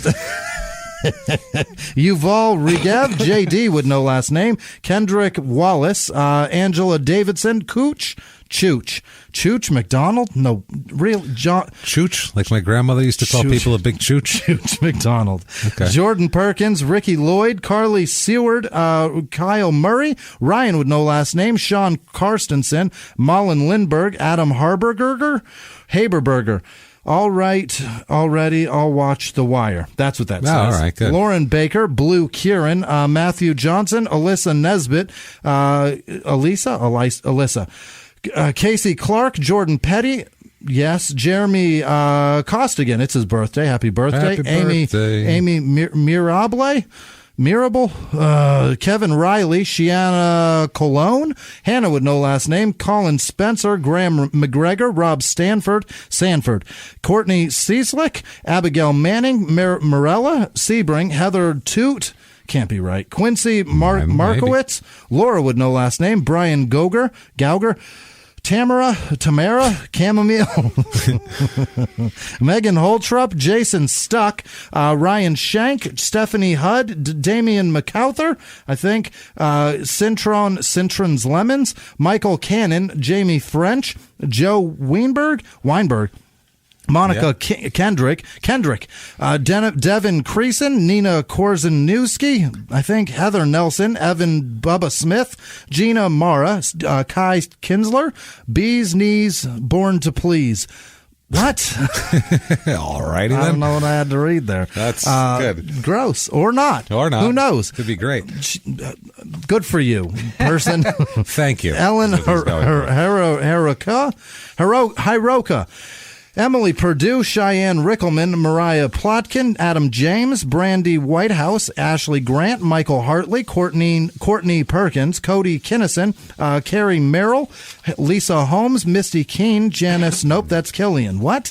Killian Coleman, Sarah B. Solo, Amanda Nicole Lewis, Matthew Troll, Julie Callan, Brian Borer, Jackie Thomas, Wes Clark, Alyssa Tyler, Sarah Acosta, Frankie O, Jeff with no last name, Nicola with no last name. It's just Nicole, not Nicola. Layla Hallman, Kyla, Sarah D'Antonio, Nicole Nagoski, Blue Yaki, I don't know, Sean with no last name, Elijah Wegner, Andrew Rick Brote, what? Rick Bratt? Amber Estrado, Chelsea Galosh, Tracy Renninger, Paul Ashton, Alice Agner, Nicole Reardick, what? Allie Lewis, Hannah Omari, Danielle Dull, Jordan with no last name, Jessica Doherty, Michael Grau, Jeannie Streeter, Helena with no last name, Wimmy Gisman, Dylan Leahy, Hope with no last name, Smelly Weasel 23 instead of, in case you got it confused. Emma Stegman, Shelley, there's at least 23. Shelley Steed, Geeky Enigma, Molly with no last name, Ruben Santos, Stefan Luck. That could be Luck. John Bunger, Dwayne Stevens, Kayla Carpenter, I think, Sandra Lovejoy, Christine Kendall, Omar Navarro, Asia Clark, Larry Hutchison, Bratcher Arts, Lynn LeBlanc, Annie Eckler, Sarah Verschure, I think. Verschure. Don Jackson, Joe Boudreau, Kelly McConville, Zeke and Jazz, Brock, Mahmoud Rahman, Corey Boone, John Mize Jr., Charles with no last name, CK, probably not Louis, Rachel Wallman, JW May, get this right, Cherie and, Cheryl Biel, Bill Rose, Benjamin Page, Anna Hill, Chris Gatorna. You son of a bitch, Gatorna, I'll get you. Tony with no last name, Andrea Rowe, Heather Dunn, Timothy Lamb, Stephanie Vincent, Aaron Davis, Anna Van Slulin, Amber Marks, Brendan Finnegan, KJ Winter, Billy Sun, Juliana Colley, just Juliana Colley, Cindy Hinton, Jennifer Gooch, I think it's Gooch, Warren Pierce, Cindy Hinton, I said that, Karen Cooper, Anthony Del Monte of the Del Monte Fortune, fucking so much money, Jeff with no last name. Canned peas as far as the eye can see. And carrots. Michael McMurnick, Peter Roningen, Alyssa Colazar, Adam Apple, Melissa Swigert, Mason Pritchard, Samaria Towns, I think, Samantha Goodwin, Dusty Poe, Noma Kumalo, Blake Wooten, Dick Kennedy, Laura Moore, Carrie Merrill, Morgane Holloway, Jesse, nope, it's just Jess Merrill, Joe Kashurik, and also then there's Nicole Dio, and all of our patrons, obviously. Thank you all so much for everything you do. Thank you, everybody, so much. Holy shit, thank you so much. We really, really appreciate it. Jimmy thought, by the way, while he was doing those, that the ground shook. So we have to check to see if there's been an earthquake in Phoenix. We're not sure. I didn't see the mic arms move. No? They would have moved. I just felt like my chair shifted. I think it's probably you. Maybe. You probably just had like a weird. I was going to fall over. There's something wrong with me. I'm going to go to the doctor. What if people wanted to find out what exactly is wrong with you? How could they ask you? You can find me at Whisman Sucks, WHISMAN Sucks, on Twitter and Instagram. Where are you? You can find me over at Jimmie P is Funny, or you can just copy and paste my name from the show description. Do it that way. Make it easy on yourself. Either way, thanks for joining us, and keep joining us every single goddamn week. We'll keep coming back. And until next week, everybody. Nope. This is live from, I keep thinking it's Small Town Murder. Live from the Crime and Sports Studios. We will see you next week. Bye.